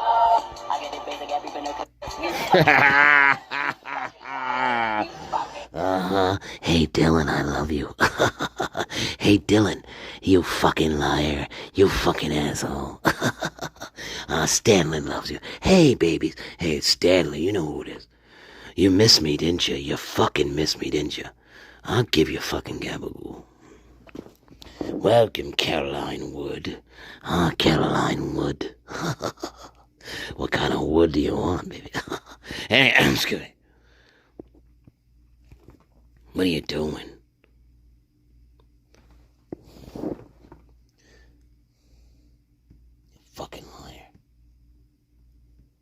You're all liars. You're all fucking liars, you know that. I'm Charlie. Pip, pip. He finally got me. But there's just one thing that's bothering me. I wonder if there could have been more than one of them little guys. Hello. All right. I love you. Hey, that's like this case, actually. All right. Oh my God, that's just like that case, just like this case. I wonder, could there be more one of those little bastards? And the whole town's like, yes, it's me. It's Droopy. It's Droopy Dog. Yes, all of us. Welcome, Dame Al. You love Droopy. You love Droopy, Dame. Queen of the mountain, you love Droopy.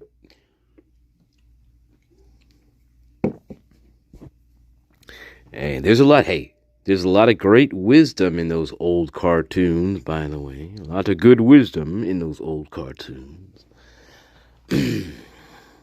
Remember, wisdom. Caroline Wood. Let me see, what's going on here?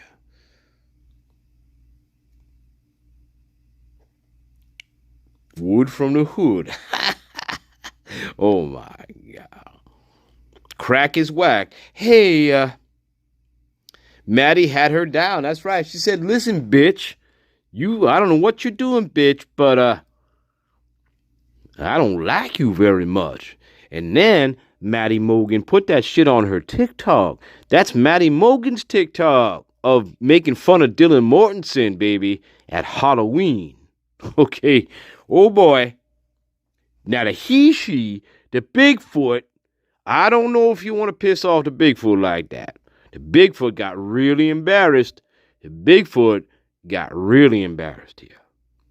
And the Bigfoot, she knew that went out on TikTok and everybody saw that shit.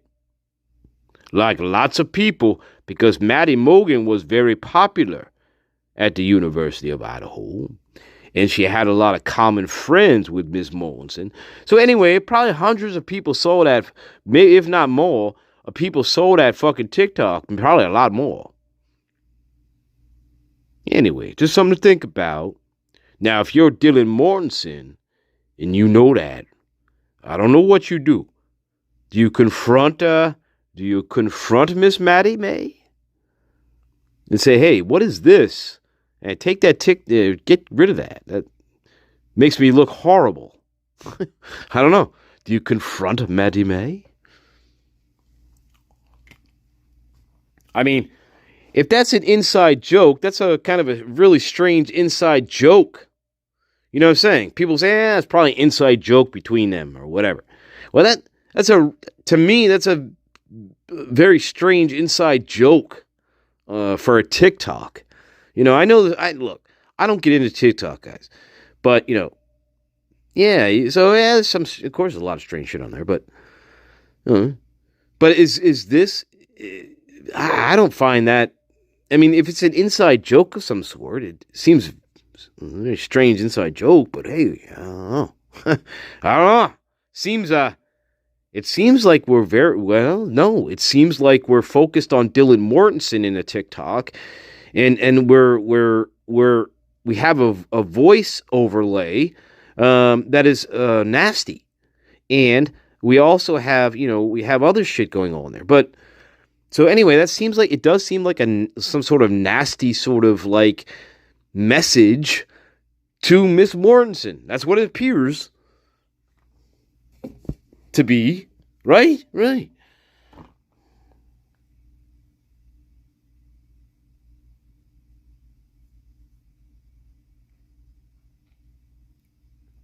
Yeah, I think no, Missy. I think Kaylee. See, with Kaylee, I think Kaylee probably out of all of them had probably the best insight of what was happening, and I think part of the reason why she partially moved out was because, well, number one, Jack Decor. I think that was the first reason would be Jack Decor. And the second reason is probably what was, the dynamics in the house or tensions in the house or wherever there. But there was tensions. There was tension.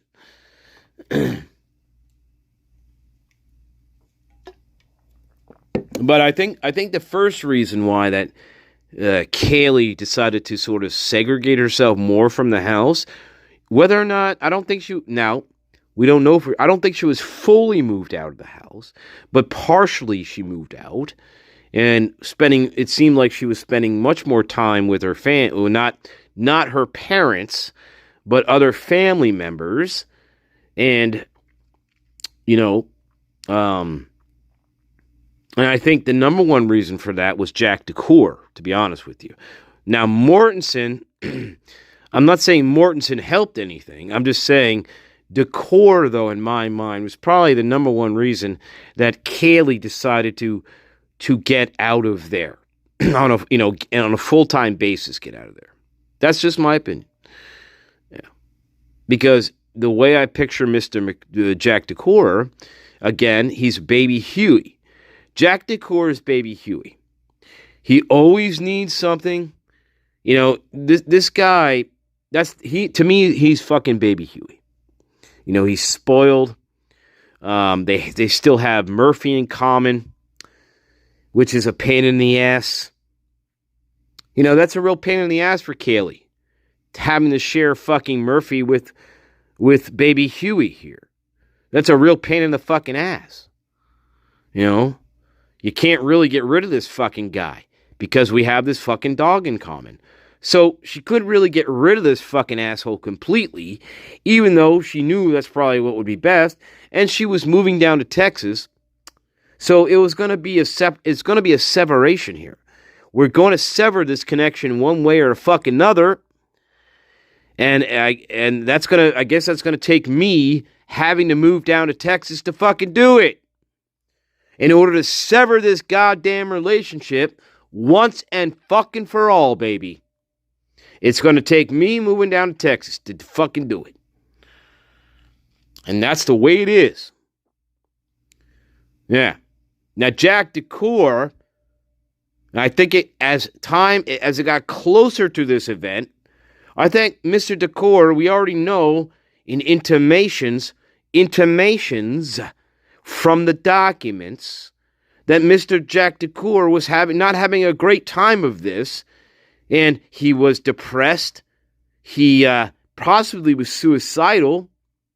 But there's intimations in the documents that Mr. Jack Decor was not good. He had mental health struggles. Yeah. A lot it seems. I think he had a lot of mental health struggles. Yeah.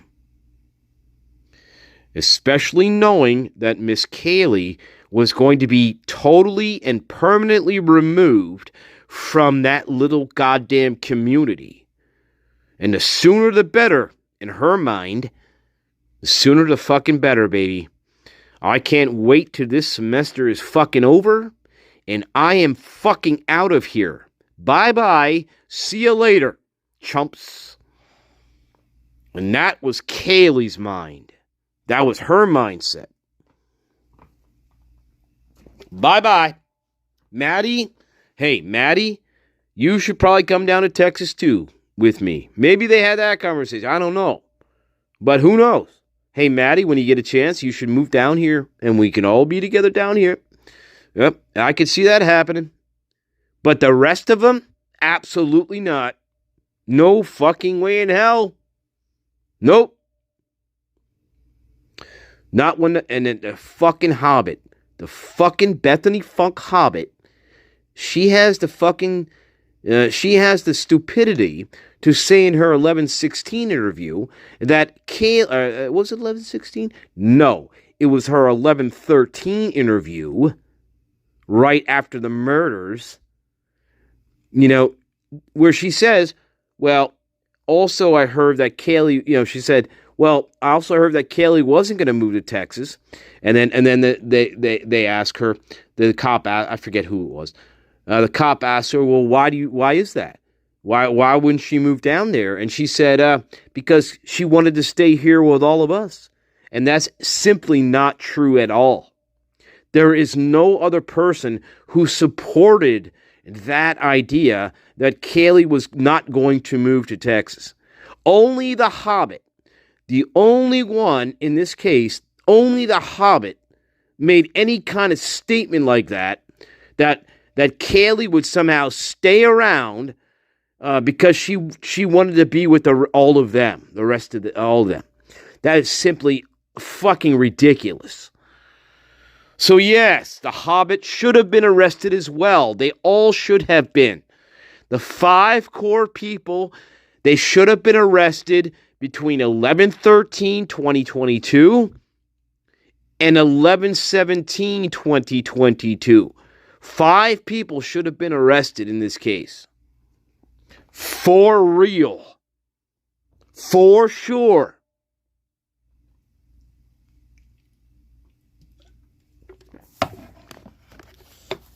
Fourth or fifth.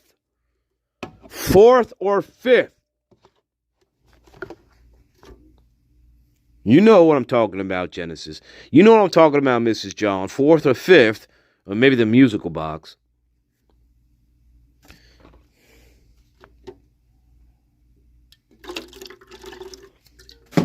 We should be almost done with the 5th after listening to Dylan Mortensen's fucking bullshit statements. Like, and subscribe. All right, baby. If you don't, I'm going to have to do that over and over again until you want to rip your hair out. Like reading through Mortensen's fucking statements. Like, subscribe. There you go. I love you.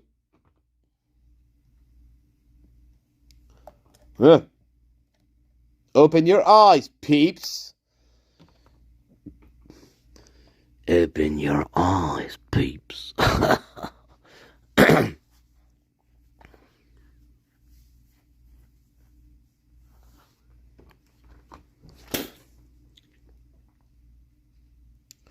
Welcome, Dylan and Mort. Dylan Mort 2.0.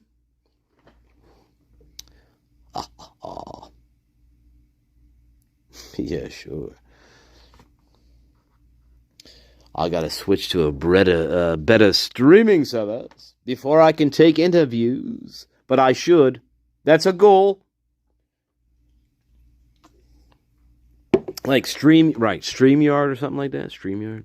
Yeah, I should do that. I should switch to StreamYard, and then we can have conversations.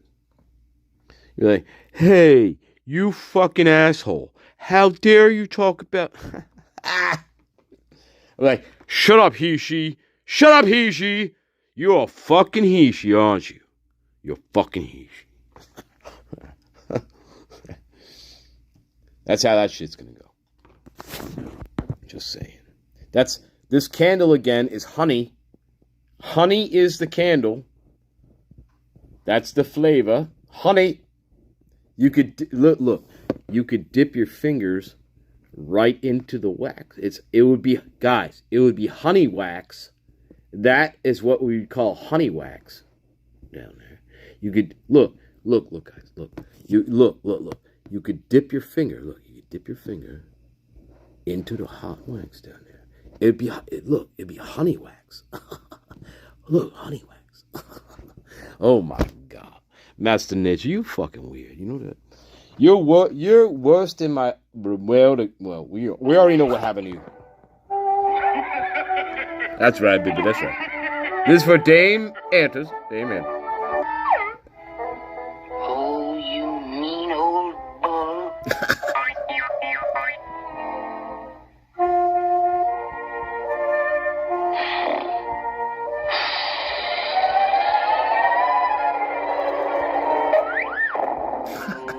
Caramba. La cucaracha. La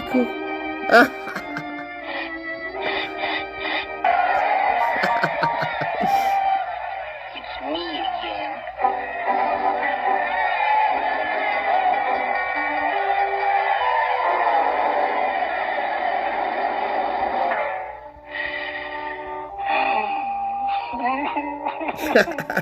I'm a failure. Goodbye forever, my dream girl.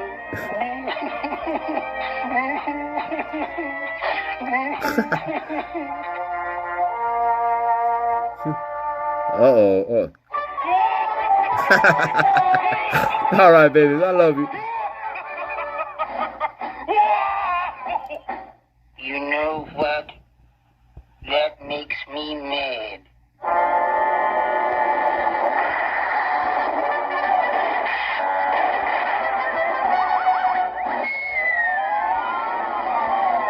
The new champion, Senor Droopy from Guadalupe.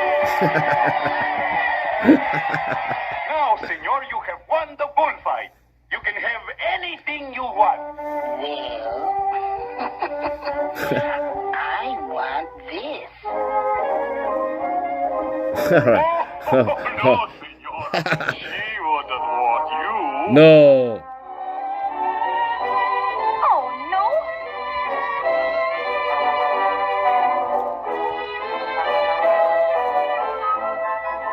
You know what? What's that? I'm happy. All right. All right, baby. Hey, you know what Droopy wants. All right. You know what Droopy wants. All right, here we go. Now, where were we? All right, here we go.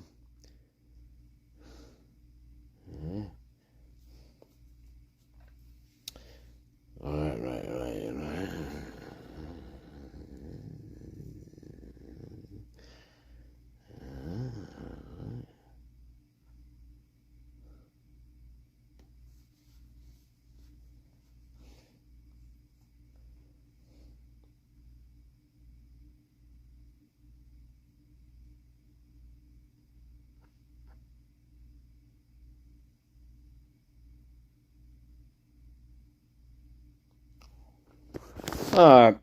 Real quick, this is Emily Allant, guys. Emily Allant.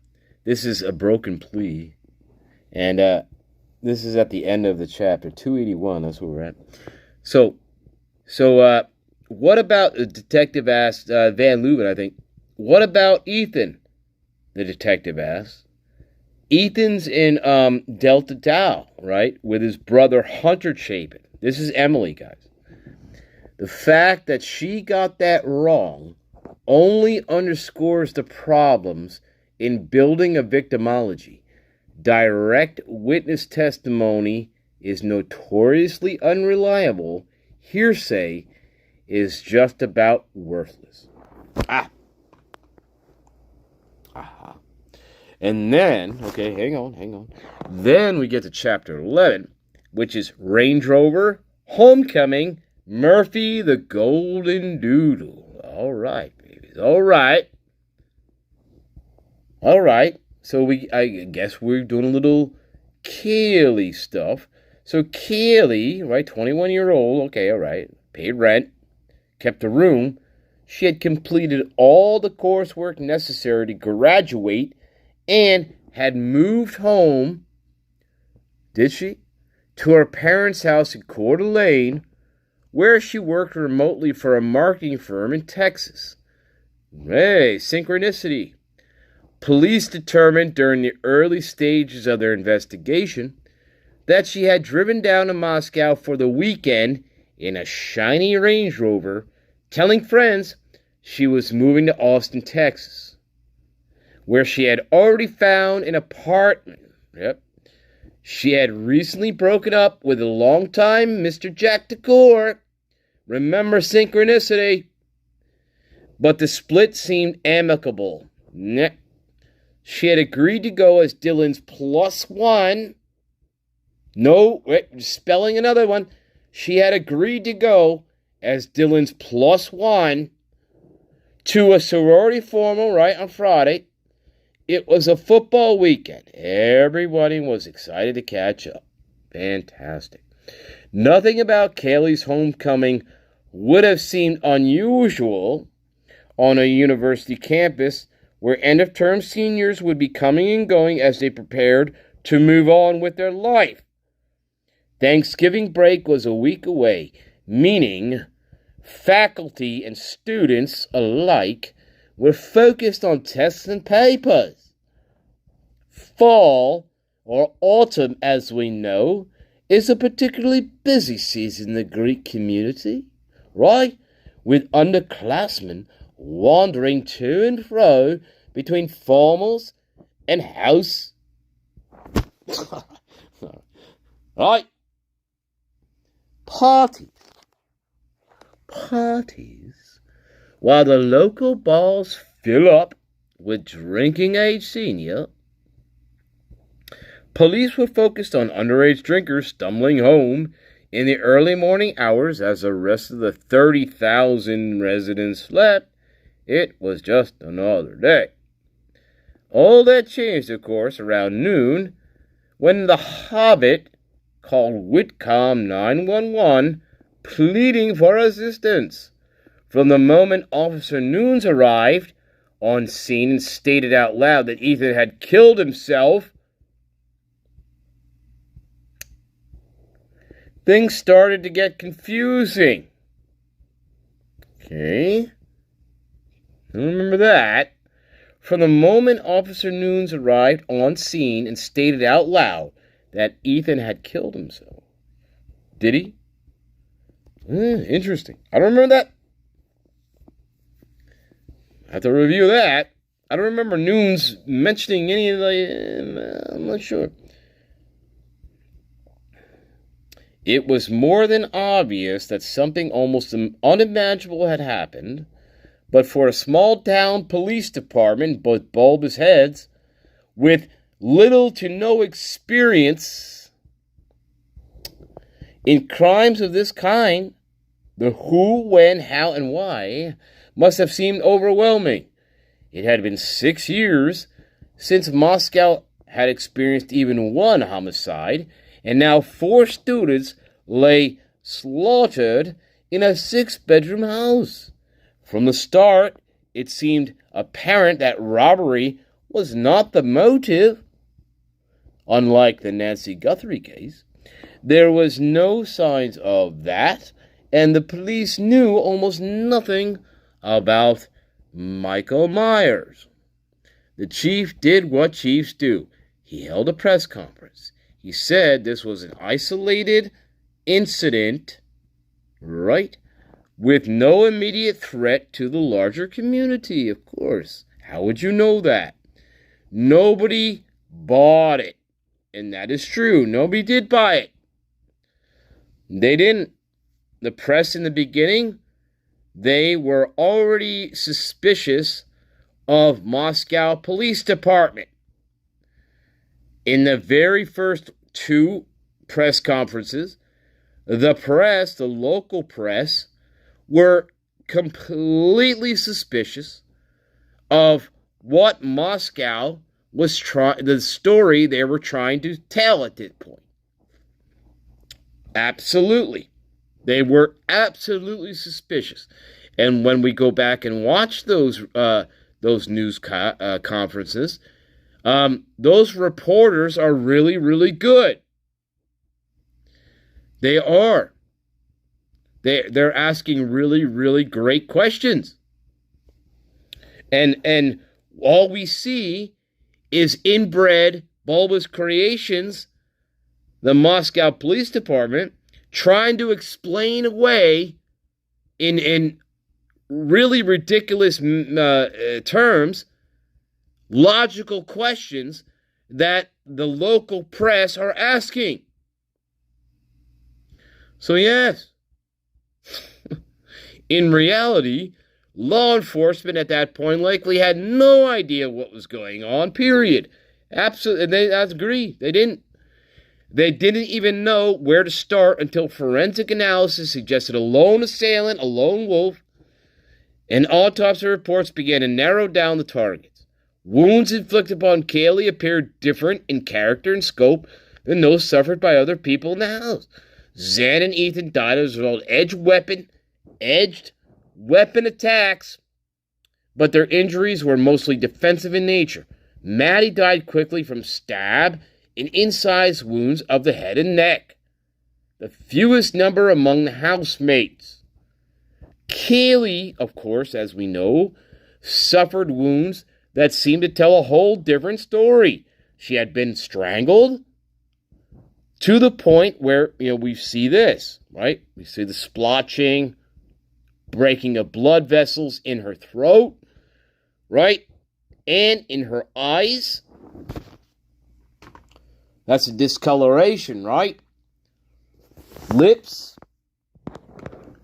She had been severely beaten with a blunt object that broke out her teeth, fractured bones in her face, cracked her skull.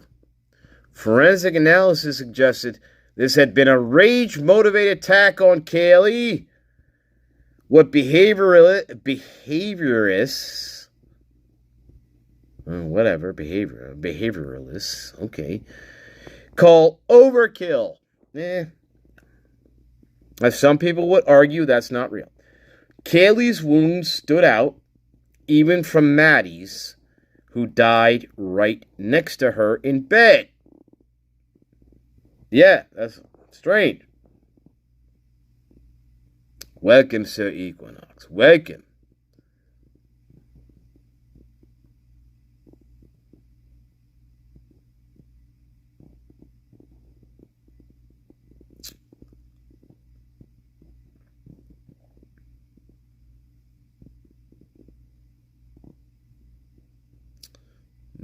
If it's the same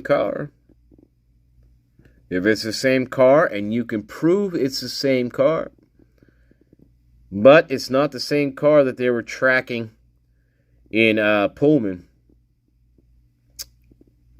Two different cars. Because the car that they were tracking at 5:20-ish in the morning in Washington, that was Mr. Koberger's car, in my opinion. However, the car that they were tracking, not that car. That car had fog lights on it. And as we know, Mr. Koberger's car does not have fog lights. They were tracking two different cars. That's what they were doing.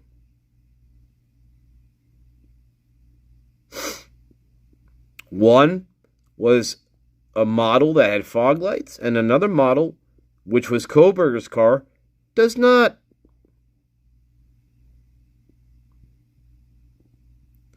Anyway, whatever. I'm not getting into that.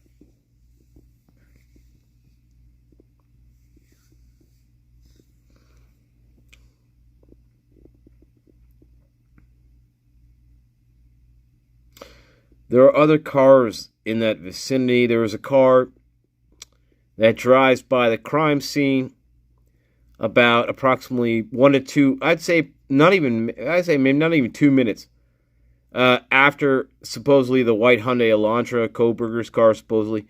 There's a car that drives right past the crime scene about 2 minutes right after Koberger. Maybe even less. And the question is, did Moscow police, did they track down that vehicle? Because that drove right past the crime scene within, I don't know, a few, maybe not even in 2 minutes. I think it's even less than that, actually. Did they, what vehicle was that? Maybe that was the murder vehicle. Maybe that was the suspect. Yeah. Do you think Moscow ruled out who those other vehicles that were coming and going past the crime scene beyond 4:20 a.m.? No. No. And there were vehicles. Okay. Yeah. So the whole vehicle shit it's garbage. It's absolutely garbage. Because the question I'm going to ask you is, well then what about these other vehicles that I see in the footage driving past the house? What about those vehicles? Did you ID that? Did you ID every single vehicle that passed by that house right around the time of the murders? Did you ID those vehicles? No, you didn't. And I highly doubt Moscow police did that. Anyway, whatever. I'm not talking about that. Yeah, if that's all you got that's all you got is the vehicles.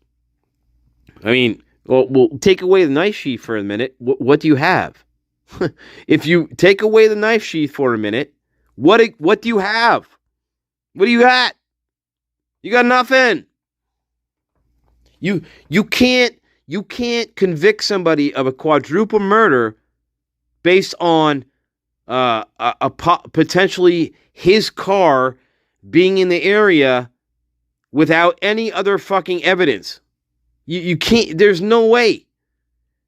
You first of all, you cannot say with 100% accuracy that was his car. You can't say that. That's number one. There's no video footage or there's no other footage of him entering the house or exiting the house. So what? You have nothing.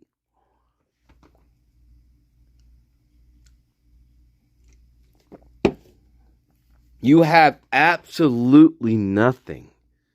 You have no other evidence. There's no evidence. They didn't find any blood, any fibers, anything, any hairs, nothing. Nothing. In his car, in his apartment, in his parents' house. They didn't find anything that would corroborate anything. No pictures of the victims, no text messages between him and the victims, right? No physical encounters that were ever documented between the victims. There's no evidence. Seriously. People are in denial. I know. Denial's a bitch. I know. Hey.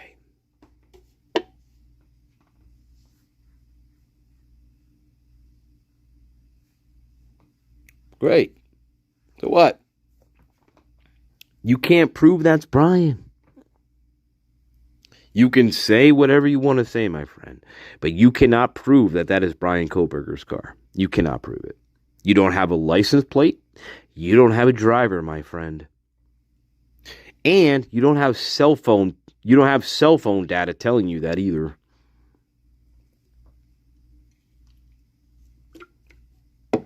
You have nothing. You have nothing.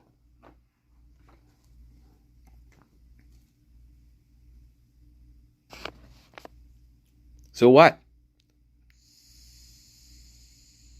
There are many cars driving around there at that time. So what? Could be any one of those people.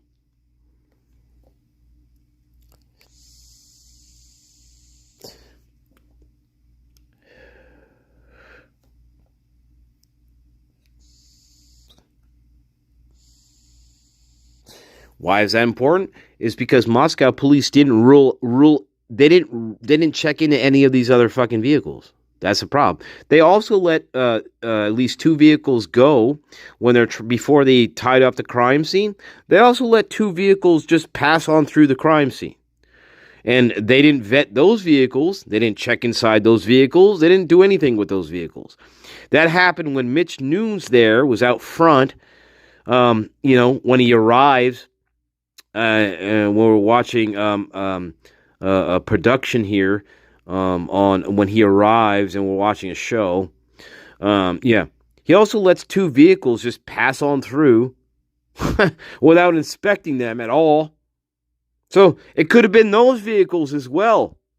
In fact, those are we actually see those vehicles pass through the crime scene. Isn't that weird? And guess what Moscow police did with those vehicles? They didn't do anything with them. They let them pass through the crime scene, guys. Yeah. So what's your point, my friend? Yeah, we're talking about vehicles. I'd be like, well, hey, Mitch Nunes, those two vehicles you let go right past the crime scene.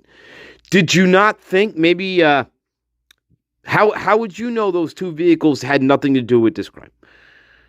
Did you look in the trunk?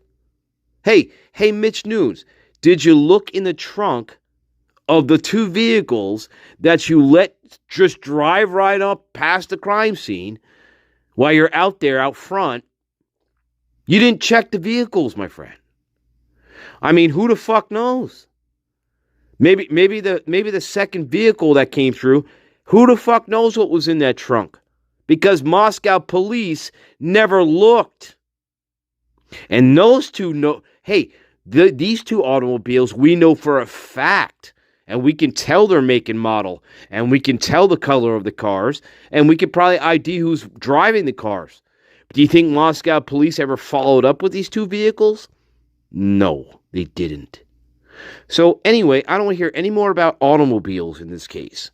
Because already I just destroyed you. I just destroyed your case. I just destroyed your argument. You didn't vet these other automobiles.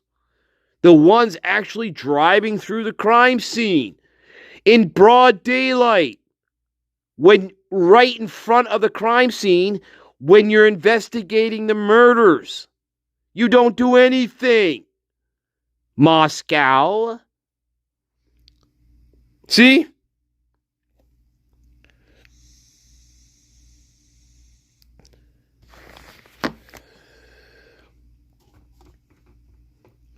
You're not following along, my friend.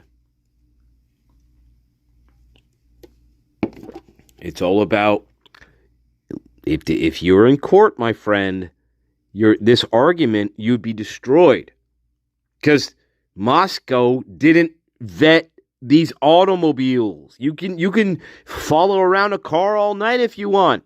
So what? You don't know who's driving the car? You don't have a license plate, my friend. And I already said they're following the wrong car. It doesn't even matter. There's plenty of other automobiles happening in and out of the area from 2 o'clock in the morning all the way through. So whatever, man. Whatever you want to say.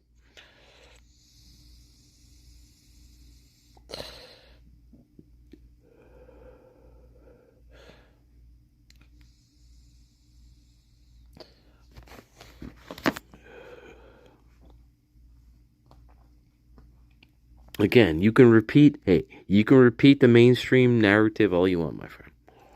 You were just repeating the prosecution's narrative. That's all right. That's all you're doing. That's cool.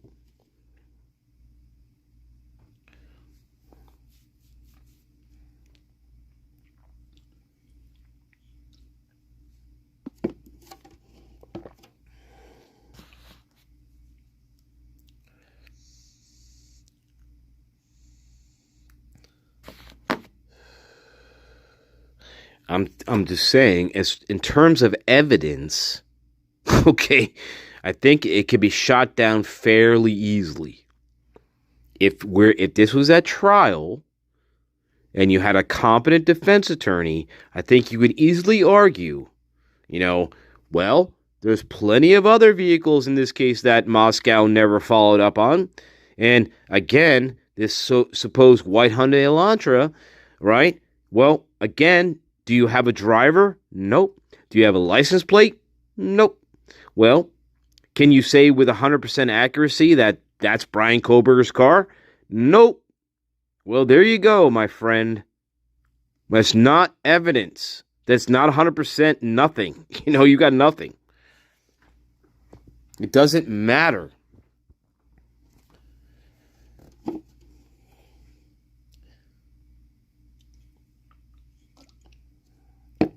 There are other vehicles in that area driving around, doing shit. It doesn't matter. You're not tracking all these vehicles. You don't have a driver. You don't have a license plate. It doesn't matter.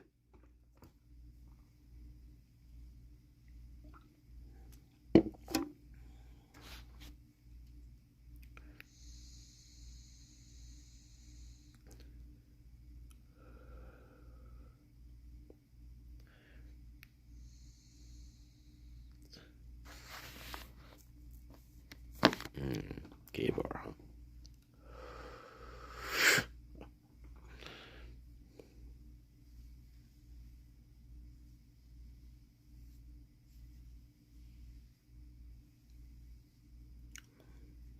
Yeah, sure. Yes, it does. It has fog lights. You can say whatever you want, my friend. I'll say it has fog lights. Okay, it doesn't matter.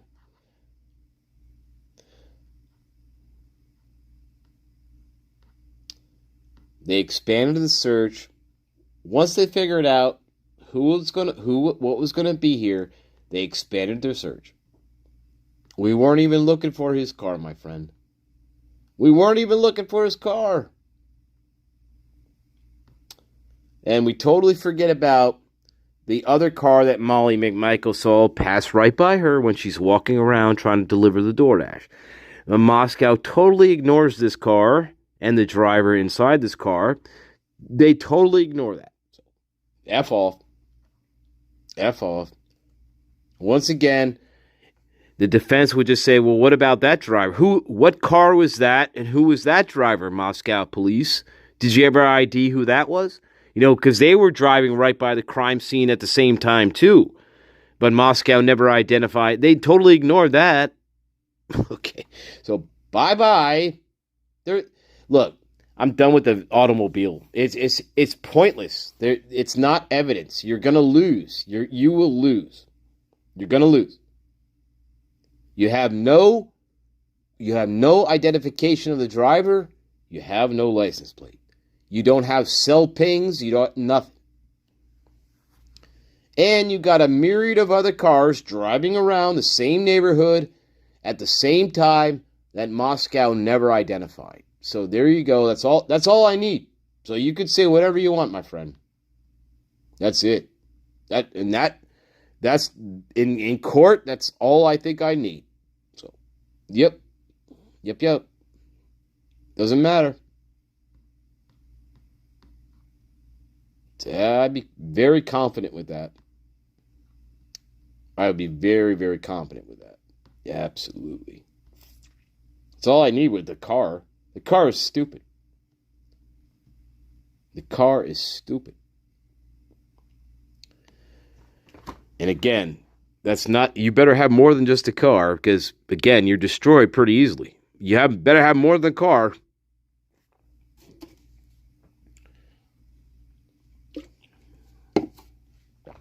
Anyway.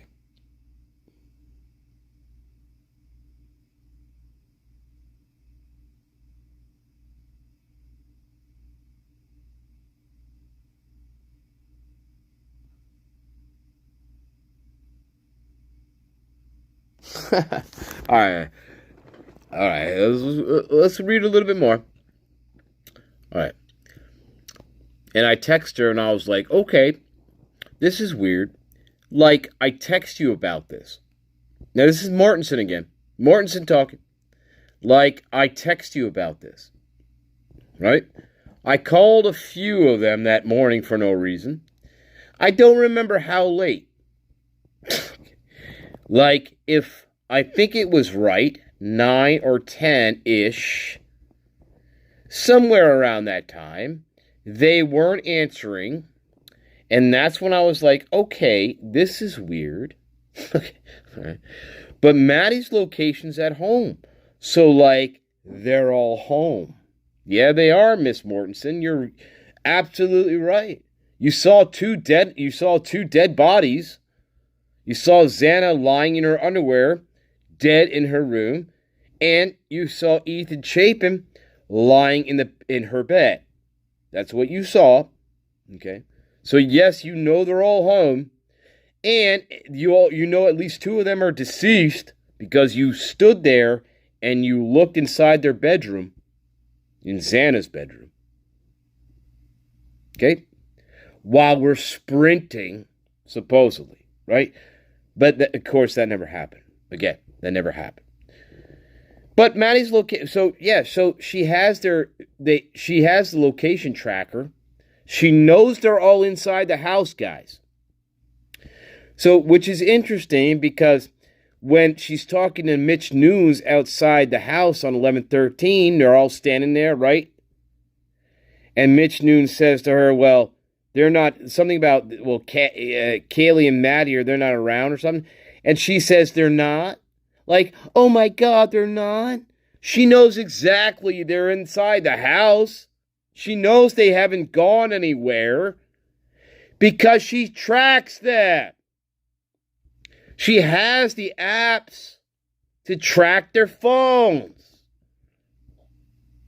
She knows they're all in the house, guys. So when she acts stupid and surprised when Mitch Nunes asks her right outside the murder house, oh, they're not here. Well, yes, she knows they're there. You gotta love the pride. You gotta love the pride. But Maddie, right?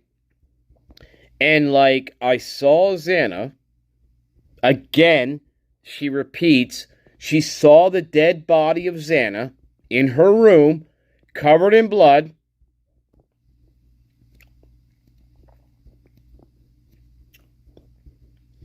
And she saw Ethan, about 3 inches on the bed next to her. You know, because she's just not, her eyes are just not going to be fixed on Xana and then just, okay, well, I'm not going to look at anything else going on in the room.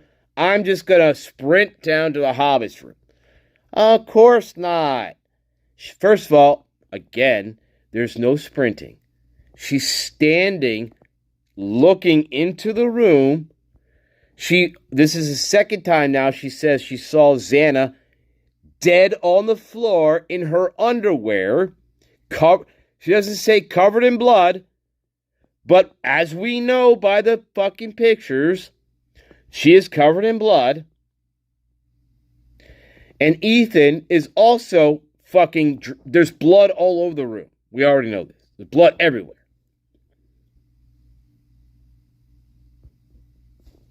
She's at home. Listen to this, guy. This is your psychotic prime. And like I saw Xana's body. She's at home. Yeah. Where do you think she is? Yeah, she's dead on the floor. And you see this again.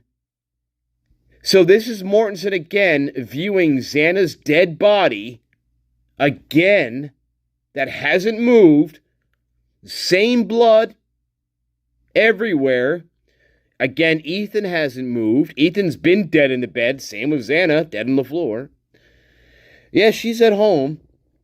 And I kept checking Xana and Ethan's Snapchat, Matt. For what reason? This is your prime suspect.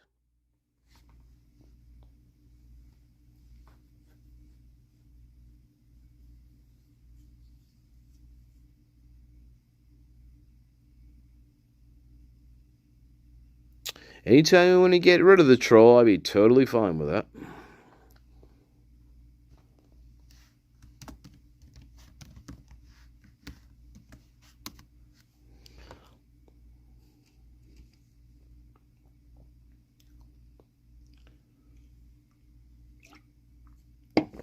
You're not even listening, my friend. Dylan Mortensen is telling you again and again she saw the bodies.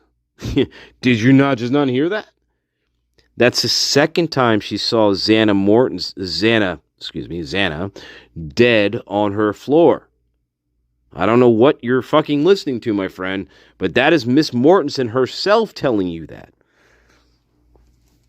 And therefore, she saw Ethan, because Ethan is about a few inches from her body. Okay? Unless you're completely fucking dumb, my friend, you think Dylan Mortensen is just going to stand there, see Xana's dead, bloody body, and not look anywhere else in the room twice? You are a troll, my friend. So, my garden?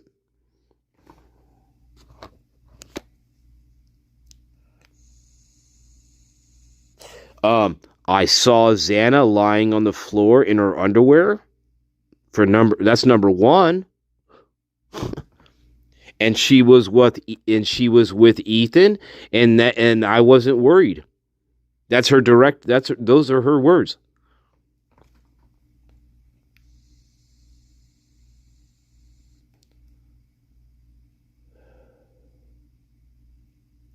Yeah, please.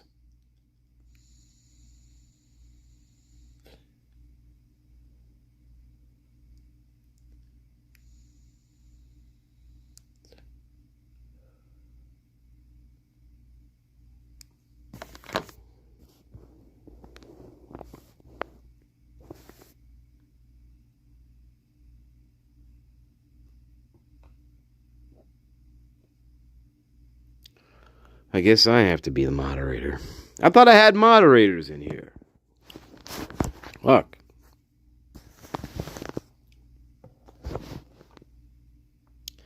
Look, when you're just denying what I'm telling you is true, and because this is Mortensen's own words, I mean, I can't help you. You know what I'm saying? You are a straight troll.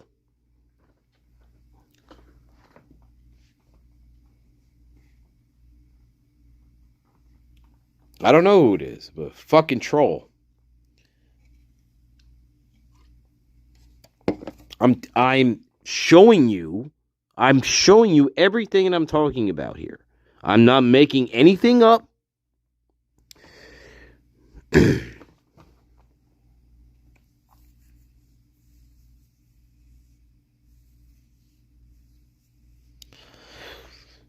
The only way because I'm telling you, she stood there and she stood there and saw that.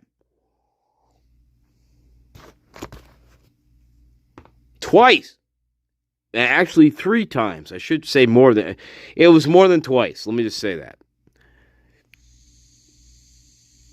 She already knew what was in that room. She already knew. That's a fact. She already knew. She saw the dead bodies. How else would you describe Xana just laying there on the floor in her underwear if you're not seeing her dead body? And she saw this at least 2 times that she admits to, at least probably half a dozen. So yes, she saw the corpses. In fact, a lot of them saw the corpses. Not just her. Hunter saw them, and a bunch of the Bethany saw the corpses. A lot of people saw the corpses that morning. Get it through your fucking heads. And they talk about this. They admit this in their interviews. So wake up. Wake up.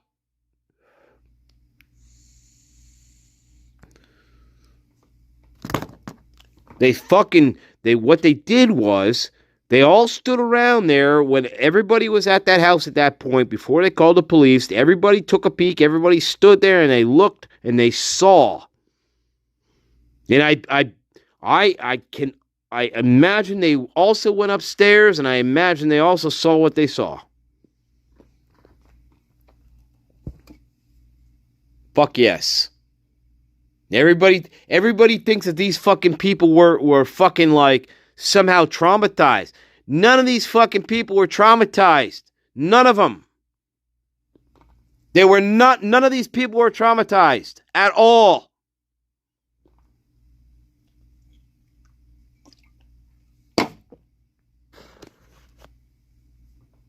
Except maybe The Hobbit, to some degree, at least she puts on a good show. I don't know.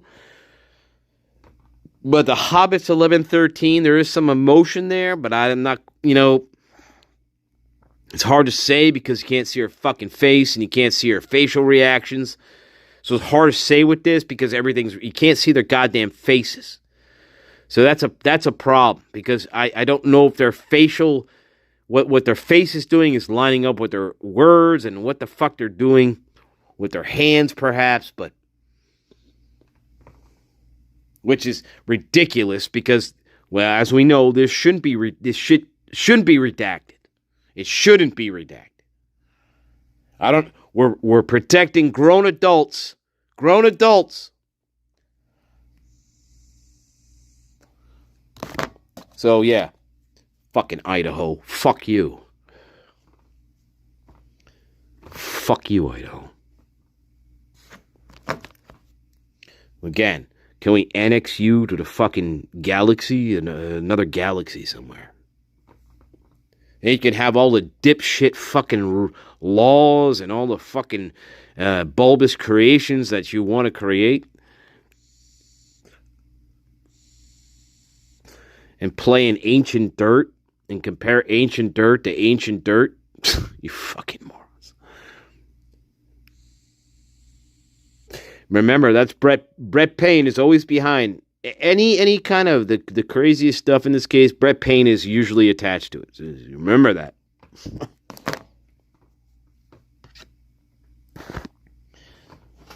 Hey guys, this could be moon dust. You never know. The killer may have tracked moon dust into his automobile. And so I think we should get a sample from NASA. Okay, from NASA. Some moon rock samples. Because I think we may get a hit here, guys. So, yeah, that's the bulbous creations thinking. So the department spends, what? $75,000 to get a moon rock sample to compare it to what looks to be moon dust in Brian Kohlberger's automobile. Right? Yeah, that's Brett Payne's fucking logical brain here. Yeah. And guess what, guys? Well, lo and behold. Well, we can't say for sure that it came from the moon, but we can be damn sure that it could have come from, I don't know, 7 or 8 states, and it's probably about 1 million years old. So, well, thanks for playing, Brett Payne. Hey, thanks for the $75,000. Hey, call us any other time you need us for any geological surveys or geological, any type of geological experiments that you want to do. Hey, yes, we'll always be here. And so, hey, okay, yeah, that's Brett Payne for you. Yeah, thanks, Idaho. And then this guy got a job he got a job at the University of Idaho after he was done with his illustrious career at the Moscow Police Department. He got a job at the University of Idaho right after this case, as a matter of fact. Bulbous creation, isn't that weird? And I don't know, but I can't figure out what happened to him after that, though, guys. Is he still working at the university?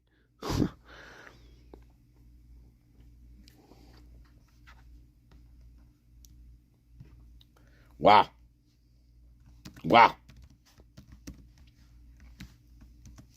You have the most unreliable fucking witness in the face of true crime, and you're going to put direct quotes from her in your affidavit of arrest.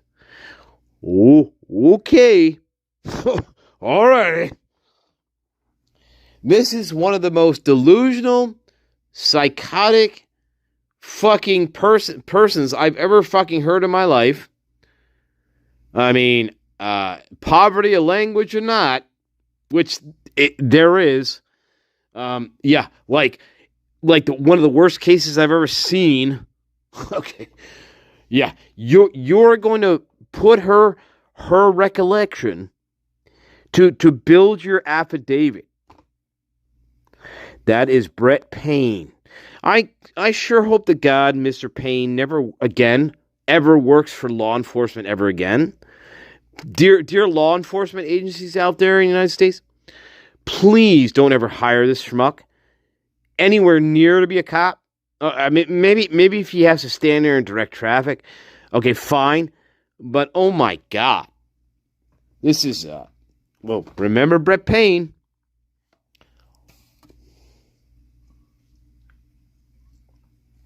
Again, none of these bulbous creations, none of these inbred characters, none of these people ever worked a homicide. Ever.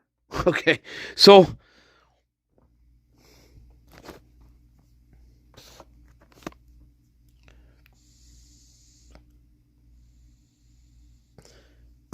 again, we're pretty good at shaking down fucking drunk college students. We got really good at doing that.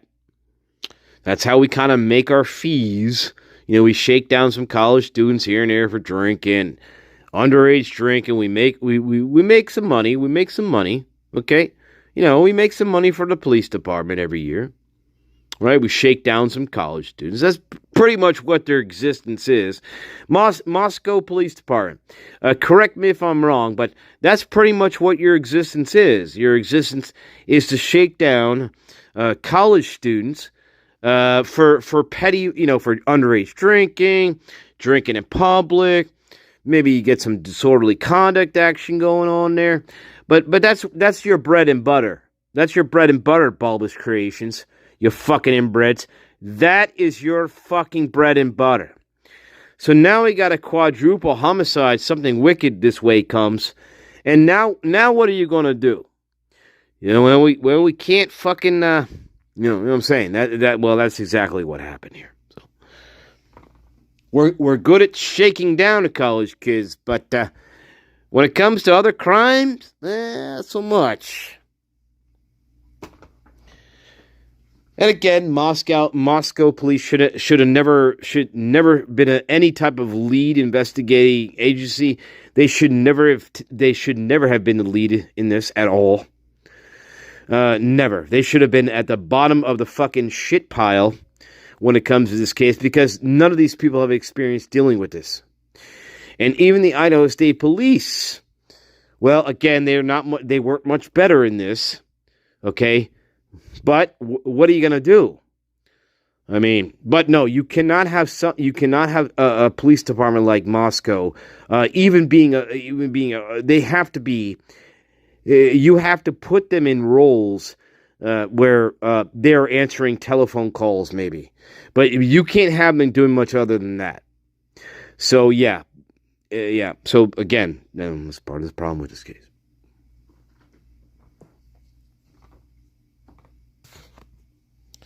But we love our bulbous creations out there.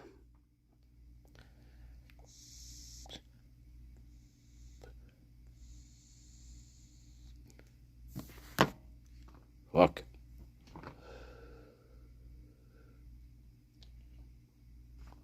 Think about this, guys. I want you to seriously think about this, all right? You find sand in the back of your perpetrator's car, okay? For some reason, you decide that you are going to have this sand analyzed, for some reason, because you are somehow convinced, or you have good reason to think, that this sand that you found in the back of your perpetrator's car matches the sand found, along this riverbank, about 15 miles, where the crime, or 10 miles from the crime scene, or whatever. Okay, a mile from the crime scene. Because in your mind, you think you know exactly where this sand came from. Right? So you hire a laboratory to analyze the sand that you found in the perpetrator's car, because you are sure that this sand is so unique that this sand cannot be found anywhere else on the face of the planet, right? So, therefore, you are going to nail your suspect dead to the wall because this particular sand that you're having analyzed, it's going to be the most unique sand that you ever seen in your entire life. And it's going to tie this perpetrator exactly to the location of the crime scene, guys. Ha! That's what Brett Payne did. Yes, it's as stupid as it sounds. And guess what happened when the results came back? They said, hey, Bulbous Creation, yes, we analyzed your sand. And, well, first thing is, this sand is, well, first, it's 1 million years old. Okay. And this sand, well, we've narrowed it down, my friend. This sand could have come from, I don't know, seven different states. And we cannot tell you exactly every single location where the sand originates from. I'm sorry, Bulbous Creation.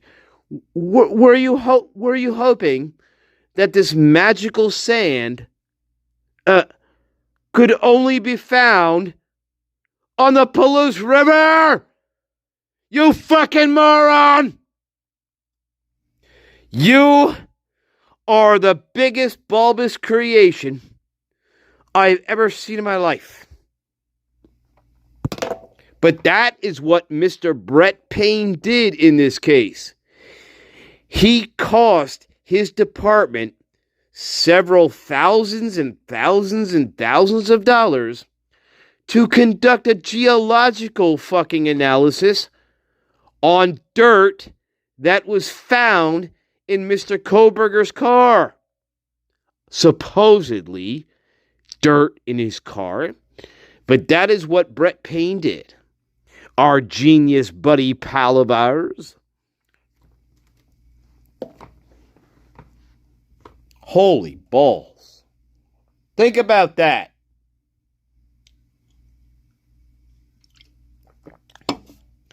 Guys, there is no magical dirt.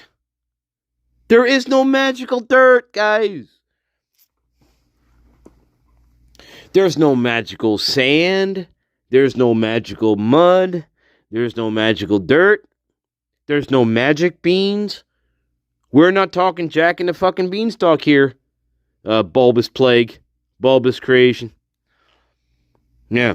Now, if you had a body to go along with dirt, well, that'd be something else.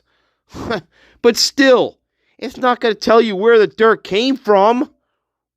I mean, you got to be an absolute idiot.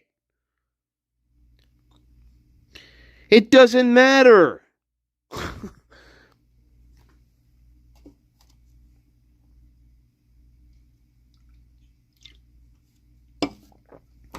Oh, yes.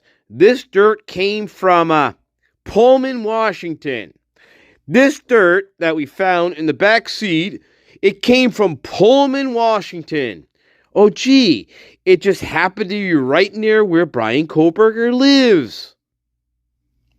I mean, what are we trying to do here? Oh, yes. That dirt that we found in the back of Koberger, yes. That dirt, we tied it to the Palouse River, right? And however, the soil around the Palouse River there, okay? Well, guess what?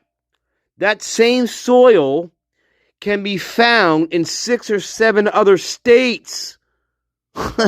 Now, which state do you want to go with here, Brett Payne? You're an absolute fucking retard. Please tell me, God, that this person never, ever works in law enforcement ever again in the rest of their entire donkey life. I mean, think about this, guys. We're not talking about moon rocks. We're not talking about meteorites from Mars. We're not talking about special rocks and crystals. We're talking about ancient dirt that has been on the fucking soil, that has been in the fucking ground forever, That is not going to give you evidence of anything. Are you out of your fucking mind? Are you out of your Vulcan mind? Brett Payne, where did you go to school, my friend? I mean, fucking think about it. Jesus Christ.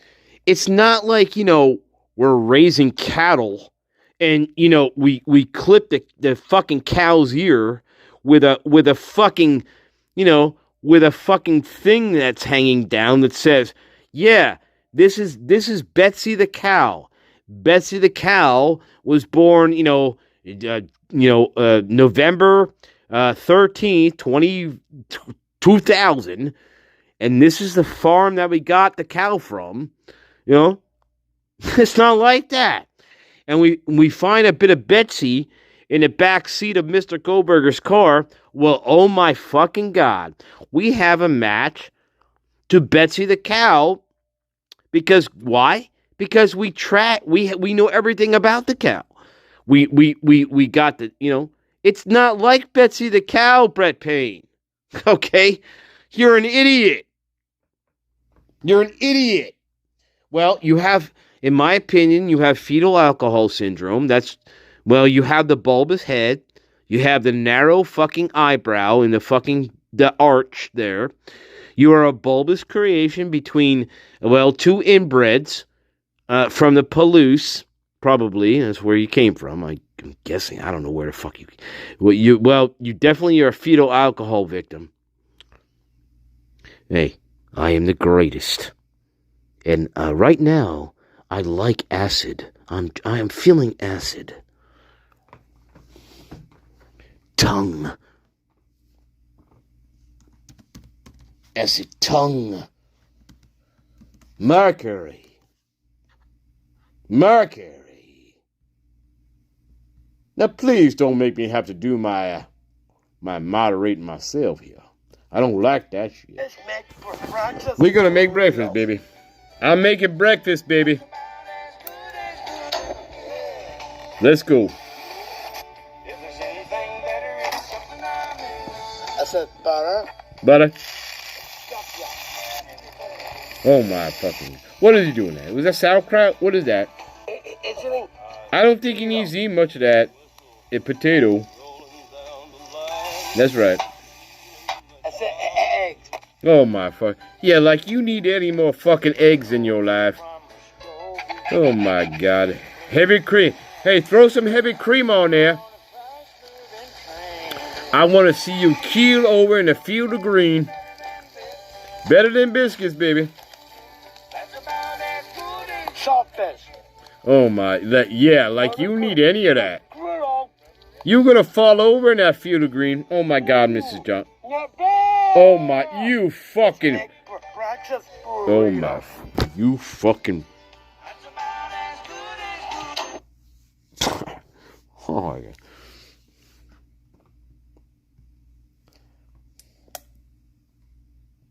Yeah, we're getting ribbed now, baby. We're getting ribbed. Now we're getting ribbed. Fuck. Now we get ribbed and you start drive talking me and shit. Now you start fucking jive talking me and shit. I don't like that. I don't like when you start jive talking me. Fuck hell. Everybody starts they jiving me and shit. Fuck you. Fuck you. Oh my God. Calm down.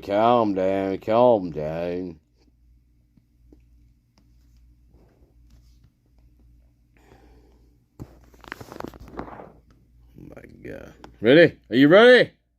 No, I'm not. No, fuck you. Fuck you. Hey, wait. What's it? Hang on. I like this. I dig this. Now, where the fuck? Wait, now what happened there? Dig this, though. Dig it. Dig it now. Come on now. I'll take you down to the farm now. Let's go to the farm now.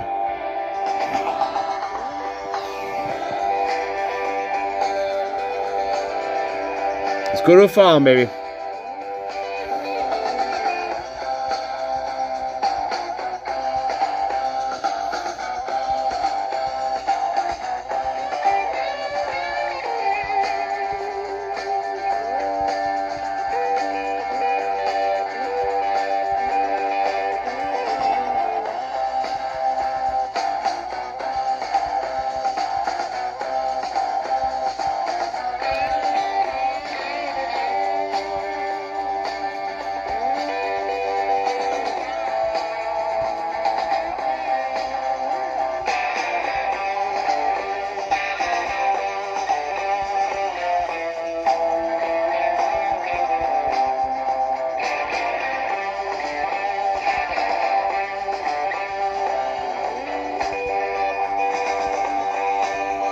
That's right, baby.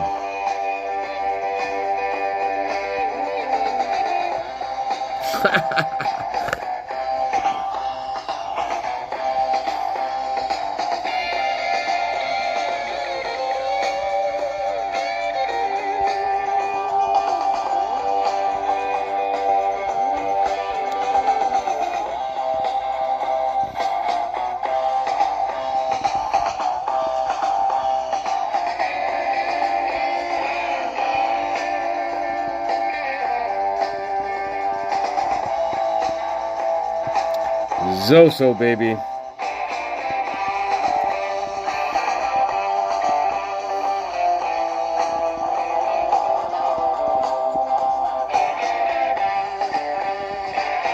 That's right, baby. All right, all right.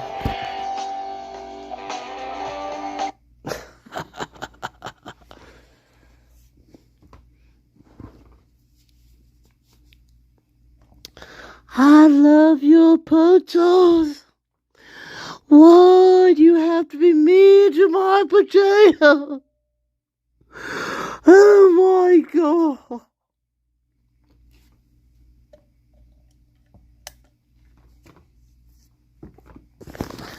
I worked all year to try to grow these potatoes, but yet you spit on them like they're the worst potato you've ever seen in your life. My God. Oh, why do you hurt me, Mrs. John? Why do you hurt me? Ashley. All they want to do is hurt MD. All they want to do is hurt me. Oh my.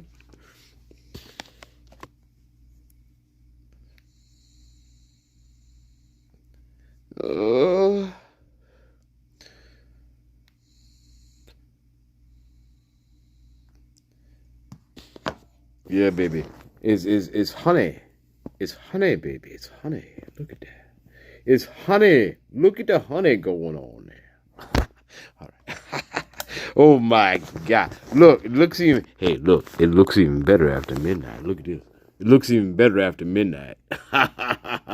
That's what it looks like after midnight, baby. Oh my Lord. Excuse me. And now you get me carried away here. Red hair potatoes and shit. What the fuck? Now you get me all now you're playing some psychological warfare shit on me, and I don't like that stuff. I don't like that. Why are you playing psychological warfare games on me? What the fuck? Yeah, I'm here. Yeah, I'm just waiting, satire, for my moment to strike, like a cobra. I'm just waiting, for my moment to strike like a king cobra, and like when like it comes out of nowhere and shit. Oh my God.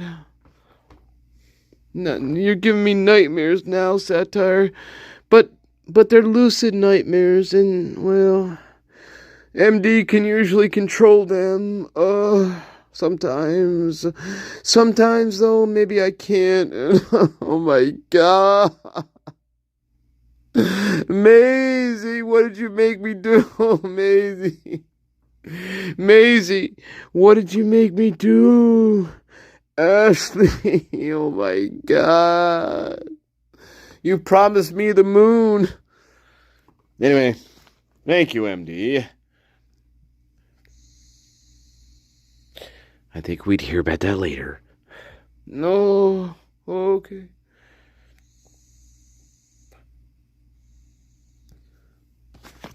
Well, Act 2 intermission. And then we finish things up. Act 3. Greatest live. The greatest live in the history of live.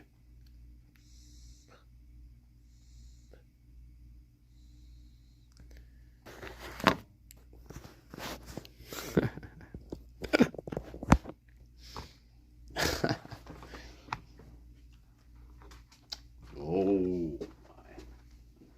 Oh.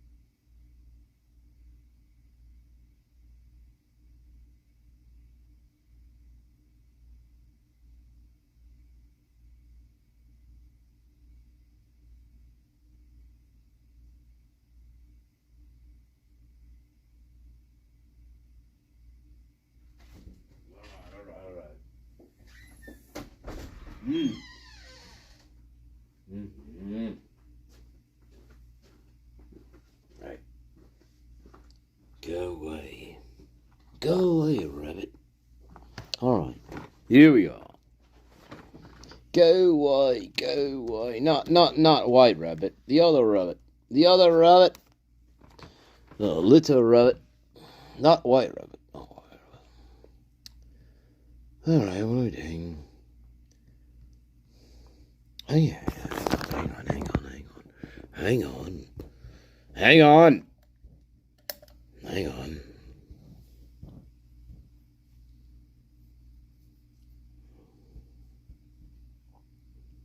Salt potatoes, that sounds good. Sounds good. Moon dust hash browns sound good.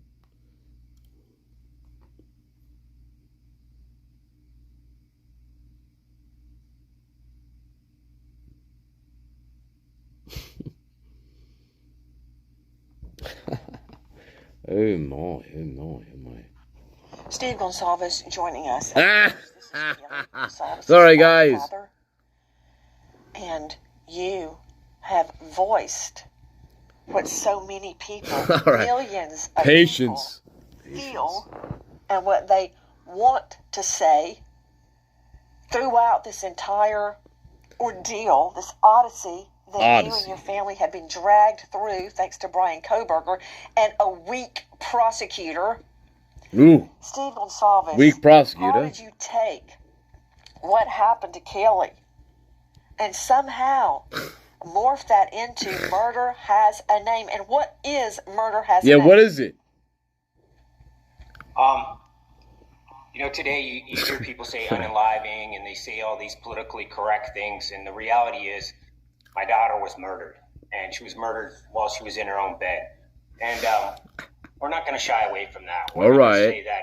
We're just trying to punch and get right to the point. Murder has a name. It's Kaylee Gonzalez, Maddie, May, you know, Ethan, Xana. We've always wanted to be like a voice of parents if you went through this and like how to respond and be more active than reactive, because there's so many more tools now for parents to play a role in this and, you know, change laws and do more than just be a victim. And that's really what this organization is we're extending that invite and helping people go from like victims to actual playing a role as prosecutors. They can go in there and now they can actively welcome Lola. Whoever did this to them. And that would be Sugar Lily, as I remember, right? Sugar Lily. Yep. It's called a home equity agreement. Oh dear. And I got $143,000 You did. for my home equity. You did. Without monthly payments. Y'all ever heard of a home equity agreement? No, and I You no. Yeah, I know. I don't want to hear about it right now because I remember after my fiance was murdered. Oh, here we go. Out of school, I didn't know what to do. Here we go, guys. Anything. I wanted to die. That's what here I we wanted go. to do. Always got to insert that. And the only thing I could come up with to do is to finish school and go to law school to help other crime victims. And it never goes Is this old, away. guys? This seems old. I thought this just came out. To do something, anything, to help, to make a difference. Maybe not. It never goes away. This idea, murder has a name.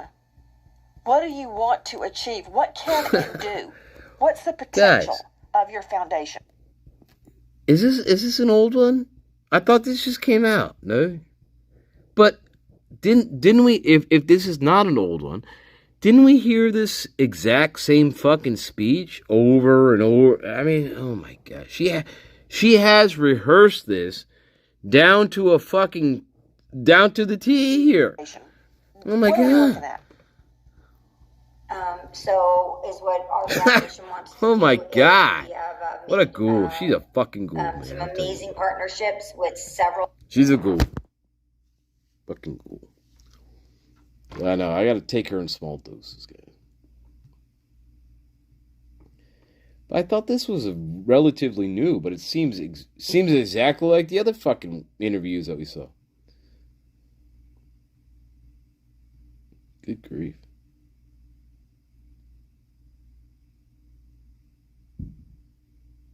All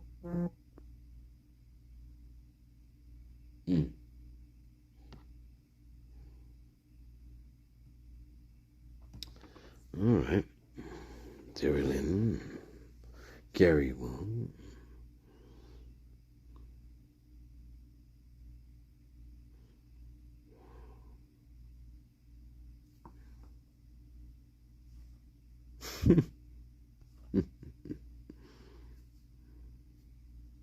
Oh my gosh.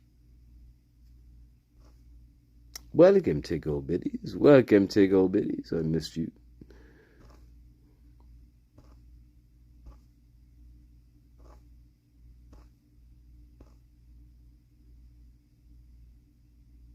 Oh.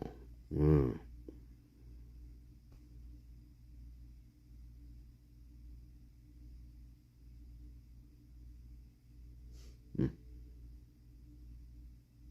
Does seem old. Seems like I saw the exact same fucking interview like 3 months ago. I thought this was new. Let me show this a little bit. Another little bit more. Yeah, I know we're drawing long in the tooth here, though, but Roommate Dylan Mortensen told police that the masked man in all black left the house through the kitchen's sliding glass door. That door has blue stains all over it, too. This makes you wonder, was the nearly 8-hour span of time between the time the murders occurred and the 911 call cause for concern among investigators? Were they looking to see whether No. the crime scene had been cleaned up, or whether the killer could have cleaned up blood and left the scene? Blue Star was used in many, many locations around this house, including outside Dylan Mortenson's bedroom, which is off the living room. A shoe print, later described as a Vans shoe print, was discovered outside of her door. It was mentioned in the initial probable cause statement, but then we really never heard about it again. It was suggested it could have been the killer's footprint. Blue Star was also used on the handrail that leads That's a lot of from blue. the second Look at floor that to Blue the Star, ground floor guys. in an effort to look for blood that can't be seen by the naked eye. Now, if you followed this case closely, you are familiar with 2 unknown male DNA profiles that were found in the house on a handrail going from the second floor to the ground floor. Those were never put into CODIS, possibly because of the quality of the samples. Oh. Now we're seeing those samples. Those samples have been described as unknown male B and unknown male E. Oh. The defense wanted to point to those samples as possible alternate suspects had the trial gone forward. Oh, Lord.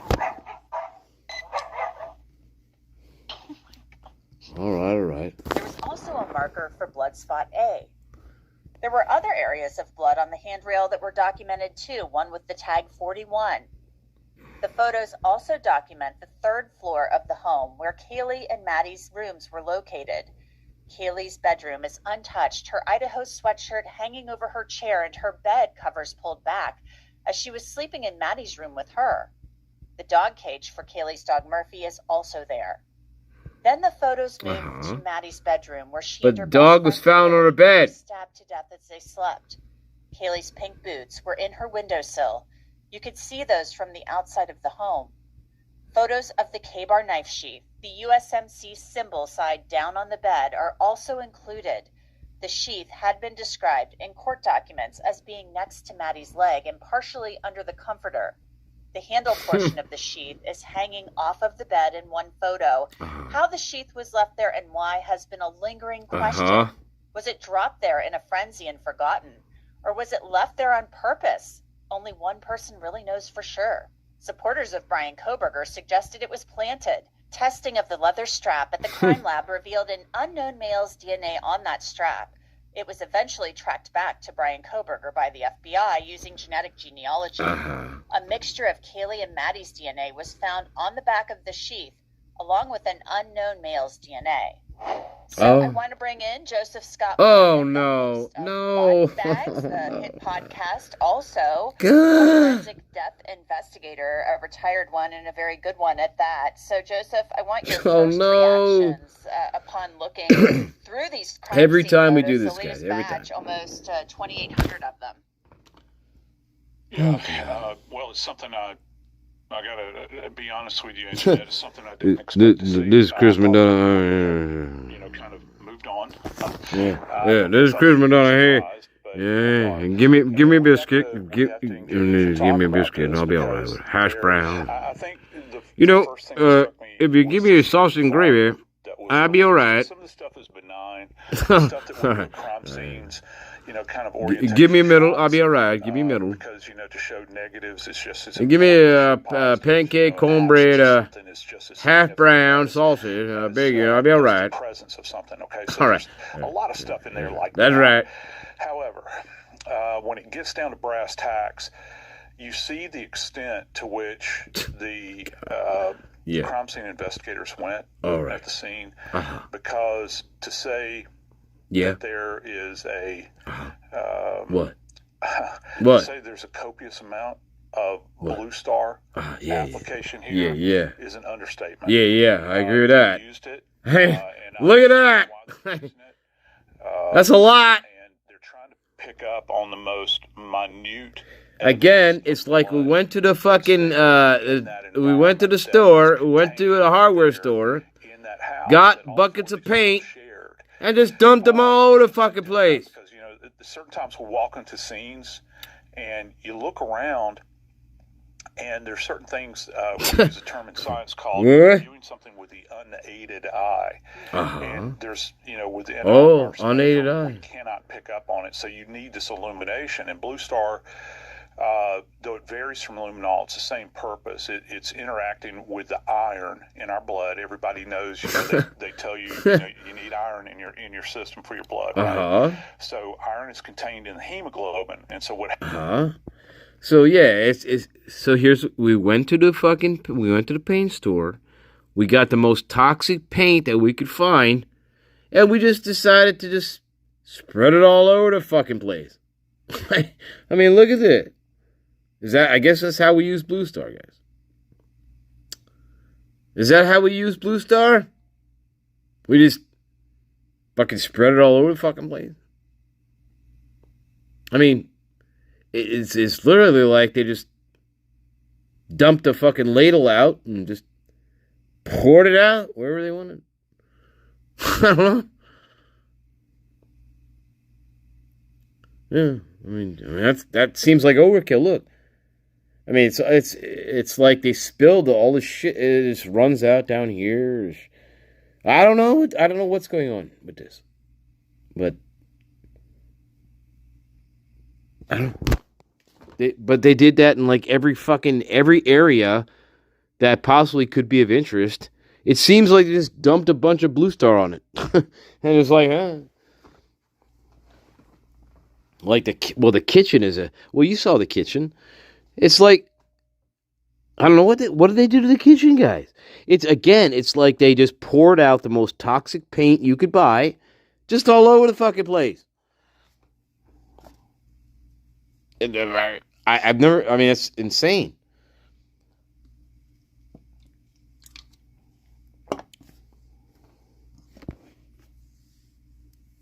Oh my God.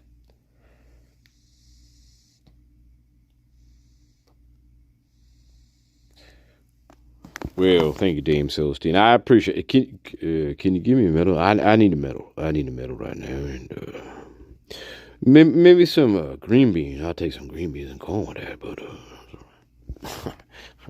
yeah, excuse me. My name's Chris McDonough. I went to New Hampshire the other day and with my wife, and we were scouting around this fucking brutal murder scene here in New Hampshire, and where I found a banana peel on the grounds of the murder scene, and they gave me a medal. They said, and I turned it. Well, I had to turn it into the New Hampshire State Police there. And I said, look, I found this banana peel, and they're like, oh, Chris, well, you're amazing. Here's this medal from New Hampshire for finding a banana peel at the crime scene. Thank you, Chris. Yeah, thank you very much. My name's Chris McDonough. And I'm his wife, Marianne McDonough. Nah, I don't know. What's his wife's name? Hi, this is Marianne McDonough. Yeah, my husband finds a lot of weird shit around crime scenes, and well, we go vacationing around crime scenes all the time. And well, I'm quite sick of it actually, but please, Chris, I don't want to go to another murder scene, okay? I want to go to Jamaica. All right, I love you. Man, thank you very much. My name's Chris McDonough. That's my wife. That's my wife, Savannah McDonough. All right. All right. I love you. That's right. Thank you. Thank you very much. Give me a medal. We'll be happy.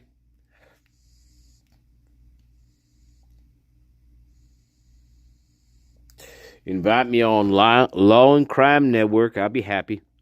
All right. Oh my God. Oh my God.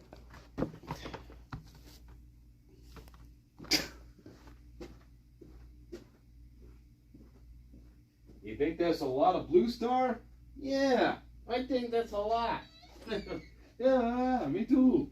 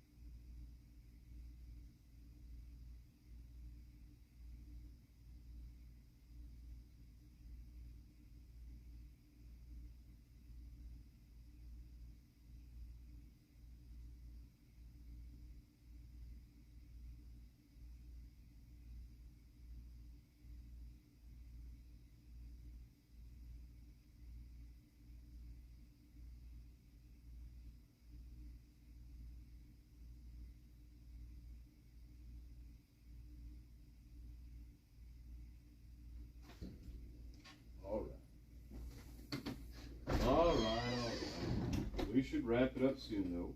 I hope you like this one. A bit long. This is a long one today, though. Long one. All right.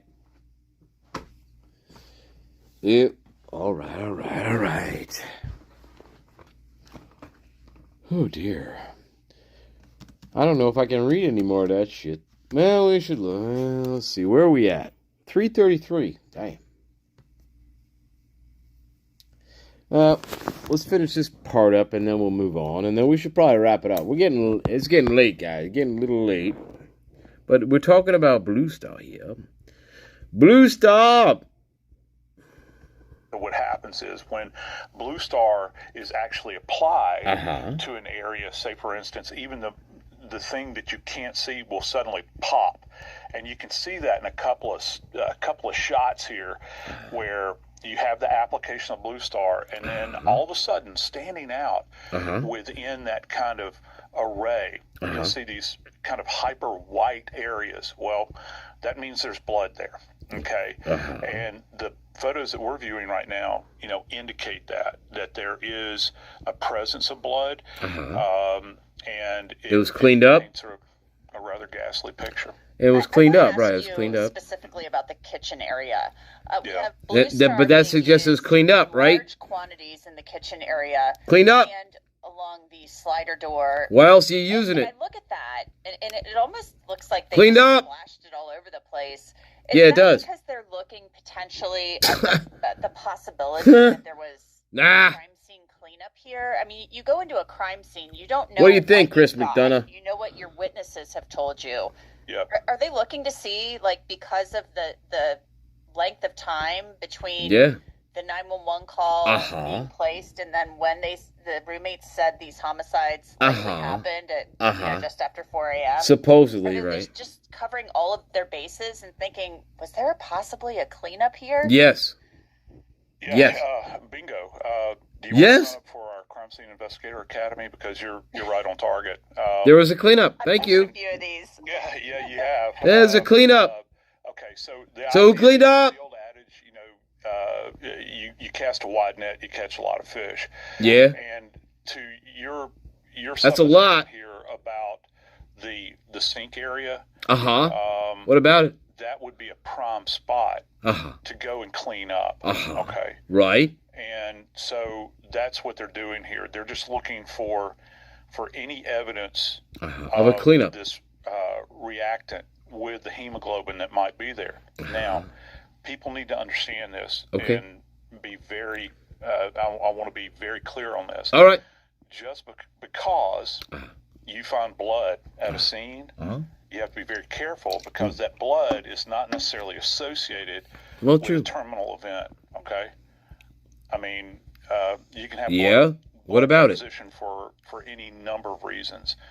Guys cut themselves shaving. People scrape their knees. You've got 3 women here that might have menses.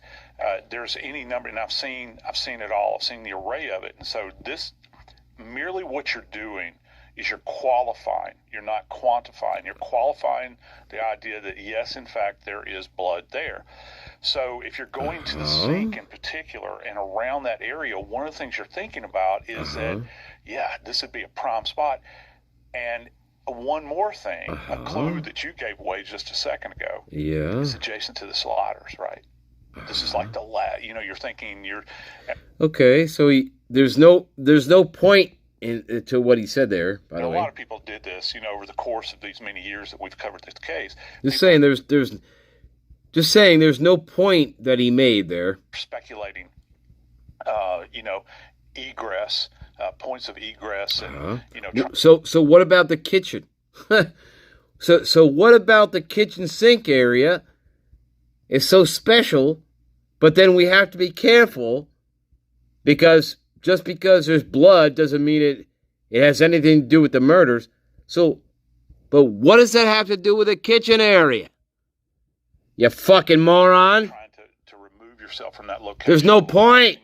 You idiots. The perpetrator would want to do is clean their hands. Idiot. Before they leave, or clean an instrument or something. Like that. Okay. Hop out the door. Hop out the door. That's significant. But I got to tell you. Did they find anything there? The images. right now, I see as I had mentioned. And what do you think about the latent bloody shoe print that was found right outside Dylan Mortensen's bedroom? What do you make of that? Okay. A copious amount of. What do you make of that? Of Blue Star being applied at the sink, but those little white, those kind of hyper white little hyper dots. White dot. Okay. And again, I've got a very limited. Oh yeah, like that. I don't see that presentation. Oh, you don't see that here? Interesting. On the that's not blood there. Going downstairs. There's no blood there. I mean, toward the front door. A lot has been made about 2 unknown male DNA samples. A lot of people, including Brian Koberger's defense, have pointed to these unknown DNA samples. It sounds like they were degraded. They were never put into CODIS. We now have photographs of those samples, like B and E. The defense wanted to point to those as potential alternate suspects. It was very strange how we never got any answers about those profiles. It sounded like they were degraded, and they didn't believe they were related to the crime scene. We're now seeing that these were small spots. Very even small, Ann Taylor. My coworkers thought There I we was go. fired for eating these gums. Small spots. Funny how I became There's other DNA. Whatever. Small spots. You can cherry pick. There's other examples of DNA found in the house. I mean, they never accounted for. So whatever. That's just one. There's others. Cigarette butts with DNA on it. They never bothered with. Unless the girl smoked, which we never heard about the girl smoking cigarettes. Yeah, DNA butts found on the first floor. That was the staging area. But you're never going to hear that. The first floor was the staging area. Yep. So, what do they do with the cigarette butts that they found there at the crime scene? No idea. They collected them.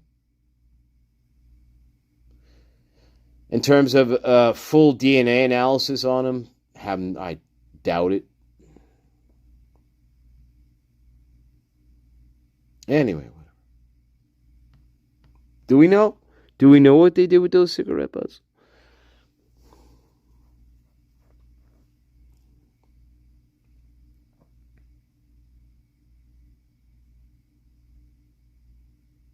Clumps of hair that they call, that they never tested. So yeah, I think part of it was they're too afraid. I think part of it was if we test this stuff, we're not gonna like what we find, and we cannot have this.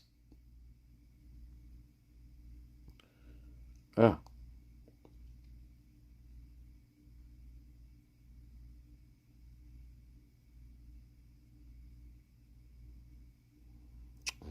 Yeah.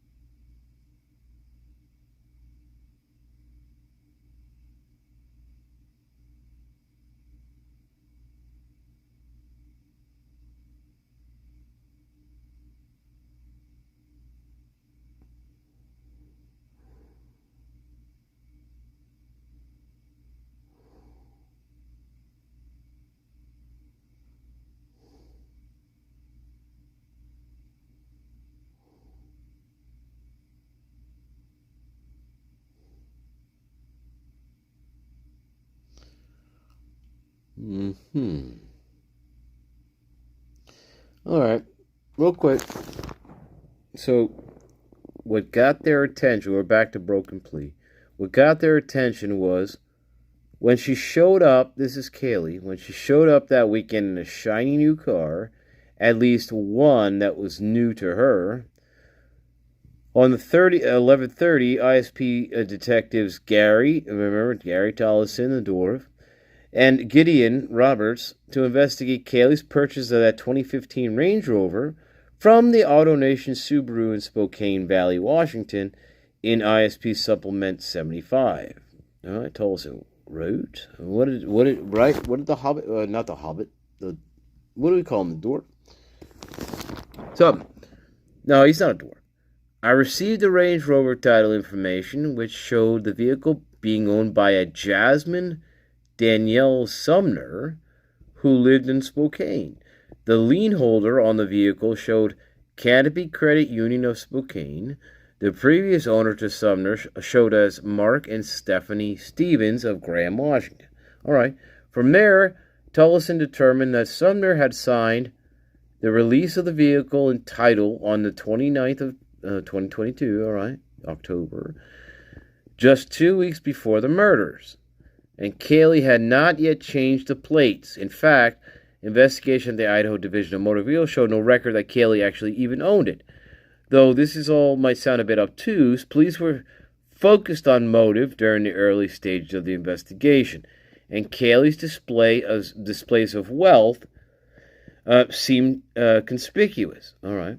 Tullison reported on the 15th of December, right, 2022, I drove to AutoNation Subaru in Spokane. I spoke to the salesman who sold the Range Rover. We know this. All right. The first time she showed up with her two grandmothers. The second time she came with her mom and her grandmom. Right. Mr. Sulkin told me he saw no drama or conflicts between Kaylee and her mother. Remember, Steve's not involved in any of this. Steve, she wants nothing to do with Steve, I think. Anyway, Steve's not involved in any of this. Just like his other daughter. According to Shulkin, Kaylee bought the Range Rover for $24,000, $6,500 cash down payment, a charge of $1,000 against her grandmother's credit card, and monthly payments for the rest. Tulsa learned from AutoNation's finance manager that Kaylee's credit application listed monthly income of $3,200 from Extreme Networks, where she worked for the previous 5 months as an operations manager. Extreme Networks, right. All right. Tolson determined that Kaylee had good credit and bought the car without a cosigner, but her mother, Christy, called the dealership shortly after the murder, saying she wanted to return the car. But Steve wanted the car back. He wanted to keep it.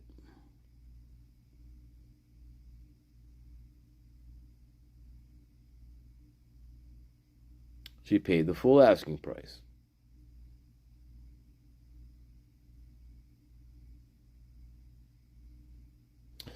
So this is interesting. Beyond the Range Rover purchase, Kaylee's life grew less clear. By all accounts, she was a popular and well-loved member of the U of I community, but as Lake's team built their victimology, red flags started to appear. Most of them involved her social interactions with men, but there was also issues of online content that might have been problematic. At first, police talked to as many of Kaylee's friends, family members, and sorority sisters as they could find. Kayla Wynn, for example, was interviewed November 16th by Rosinski, right? Supplement, okay, we got Supplement 19. He wrote, I asked Kayla Wynn if Kaylee hung out or associated with anyone with violent tendencies. Kayla said no and expressed she was confused about the incident because of what she saw in the news. Kayla said Kaylee mainly stuck together with her roommates.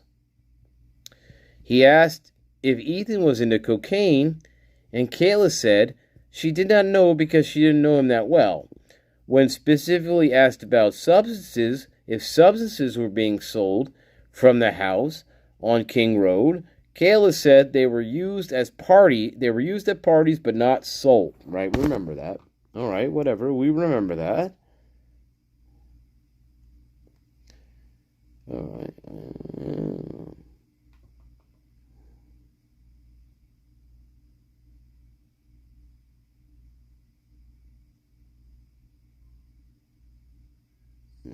About the food truck.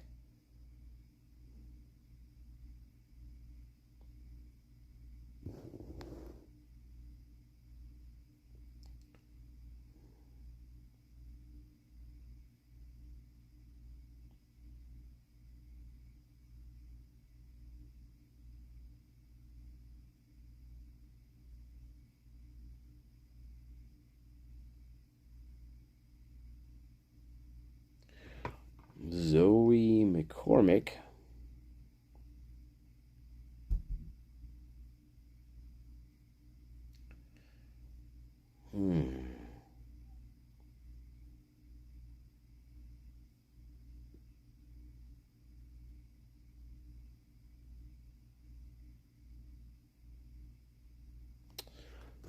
Interesting. When asked if Kaylee was still dating Jack DeCour while making plans to move in with a new guy, Kayla said no, but she mentioned Kaylee had tried to call Jack around 3 o'clock Sunday morning. Kayla said her friend Josie told her Jack didn't reply to that. As we know, when asked how she knew, Kayla said because Jack told them. Remember, Jack told him. When asked if Kaylee hung out with any other males, Kayla said Kaylee was talking to a guy named Mason Barstow,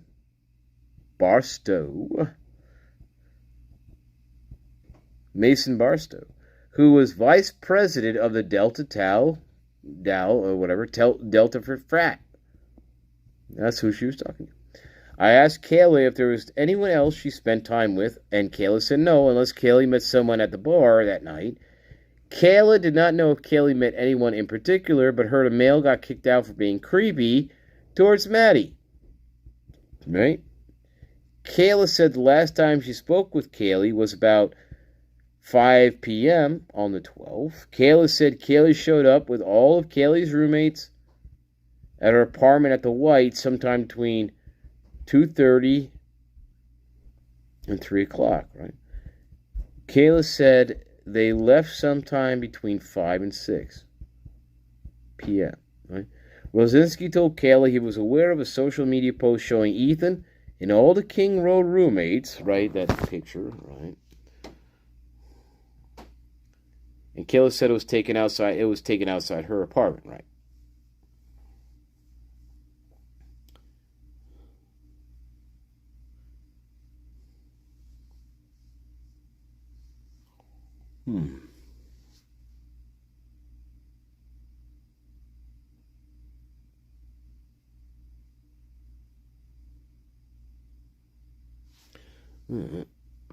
Anyway, so that goes on for a bit.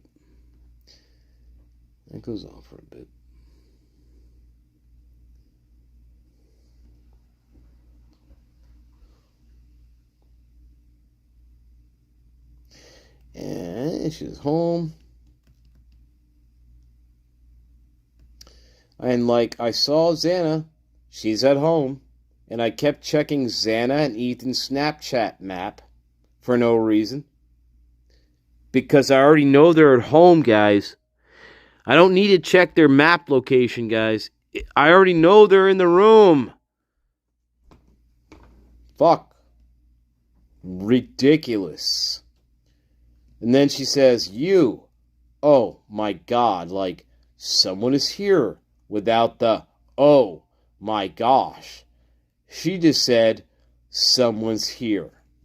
Okay, yeah, this is your prime, guys.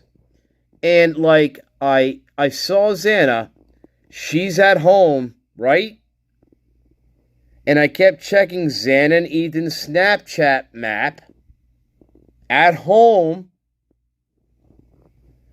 Oh my God, someone is here without the, oh my gosh. She just said, someone's here. Okay. Right, Aaron? Okay. And that's when I got up and I locked the door because I was like, I'm not, that shit freaks me out. Thinking someone could be here. But I wasn't like, I just remember locking my door again, looking at my door handle, and like before all this, like obviously, when she said, someone's here, I just hear her like footsteps going really fast.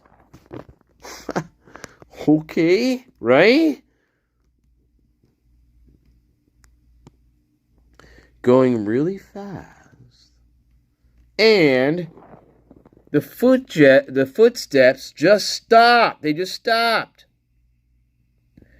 And I don't remember hearing anything else. Nothing else, guys. Like I don't remember hearing anyone come downstairs. That was the kind of, like, now that I'm thinking about it, like the past little bit, just like thinking, like how would I have not heard someone walking downstairs, Dylan Mortensen? I don't know, Prime. That doesn't really make sense. Does it, Prime?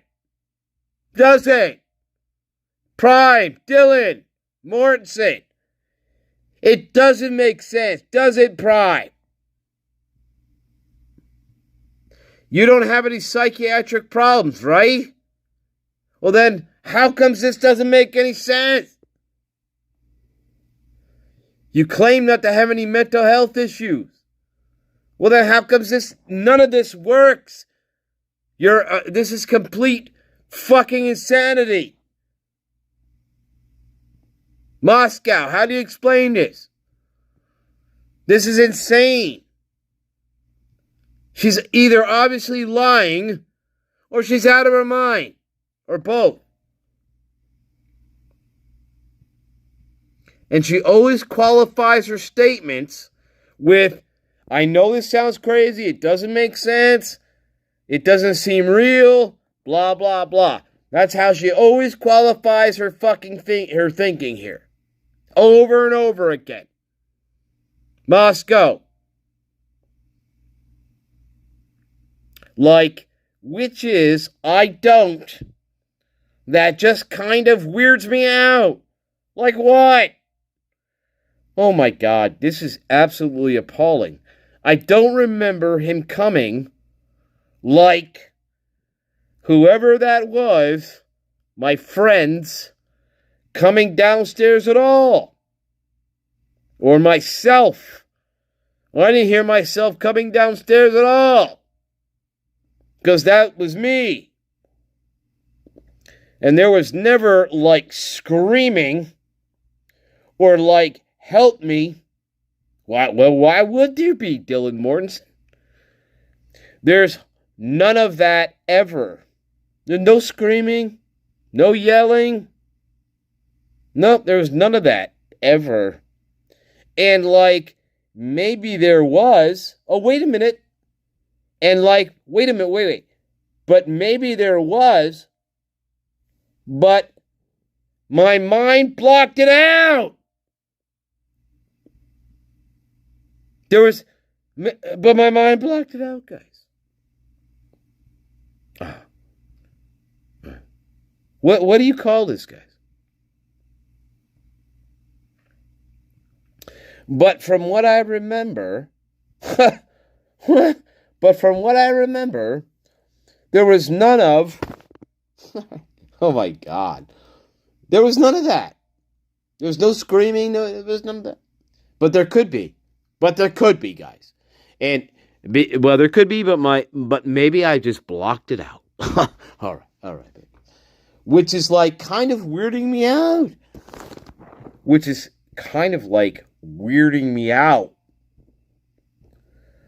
Like that I remember me and the Hobbit were talking like we never heard any of that. So it's like, why didn't we hear any of that? You mean the murders? Like, that just kind of weirds me out. I feel like people would be screaming, but we never heard any of the screaming. No. Did you? We never heard screaming. Okay. And so I know you said that you heard the footsteps kind of going fast. Well, what about the screaming? Scream thy last scream. Yeah. And then what was the very next thing that you heard after the footsteps going very fast? The footsteps, they just stopped. It was silent. Okay. It just stopped. It was silent. Okay. It was silent. I don't know how long after it was that I opened the door. I could look up the stairs. Which means I left my bedroom. And I went and looked up the stairs, right? And there, the stairs were dark, so the light was not on the stairs. Aaron, I think the kitchen light was on just because I could see the kitchen. Oh. And tell me everything that you remember seeing at this point. I'm pretty sure the pong table was there because I could see the red Solo cups on the... I'm trying to think of it. I'm trying to think if it for sure was there. I'm trying to think now when I took Murphy out. Which you did take Murphy out. True. If it fully was there or not. It's just something I can't remember. Fully, if the beer pong table, if it was there. Yeah. Right. I'm pretty sure the pong table was there because I could see the red Solo cups on the... I'm trying to think if it for sure was there. I'm trying to think now when I took Murphy out for the last time if it was fully there or not. It's just something I can't remember fully if it was okay, that's okay. Please don't go on anymore, Dylan. Don't go on anymore. Okay. It's just not coming to me. And then so Dylan says, it's just not coming to me for that.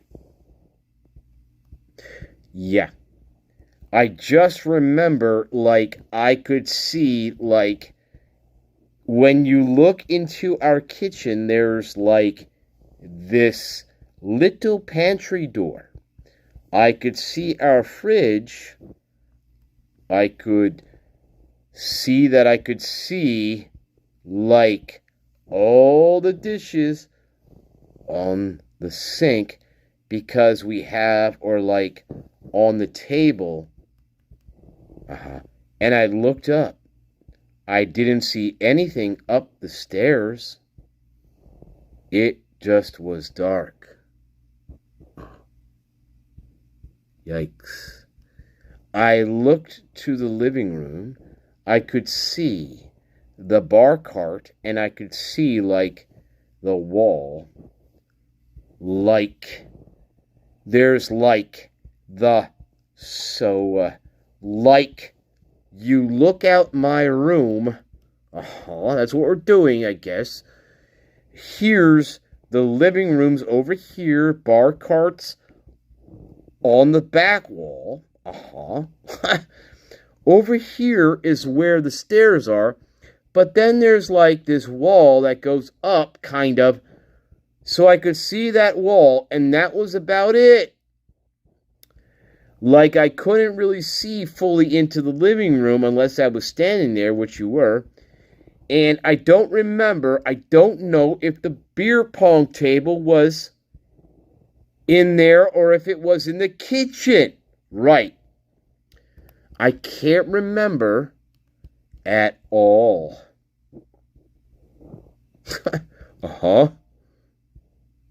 And then I just closed and locked my door. Tell me how you were feeling at that point. Oh my God. All right, guys. That is it, my loves. That is it. I can't take any more of this shit right now. I love yous.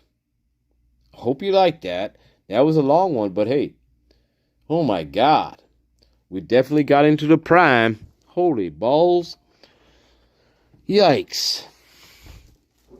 Yikes. Yikes. What else can you fucking say?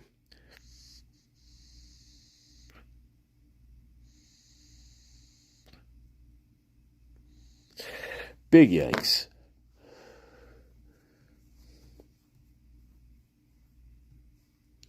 All right. Wow.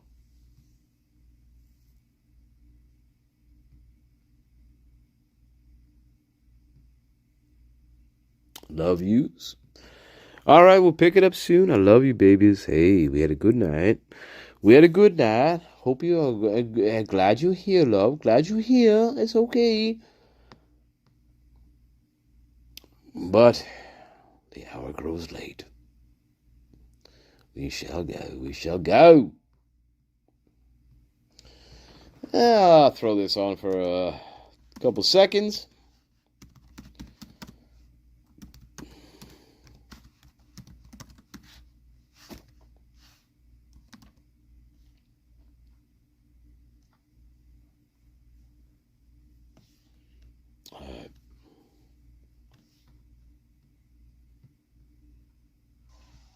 All right. Hey. That's right. Do we do this yet? Did we do this one yet, guys?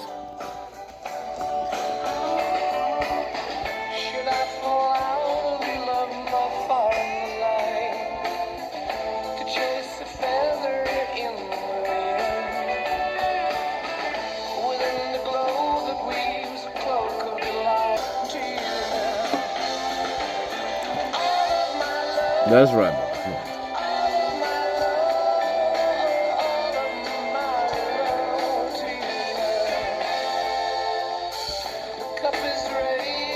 All right, love. Here we go.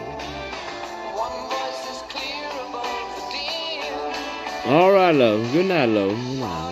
We talk soon. All right.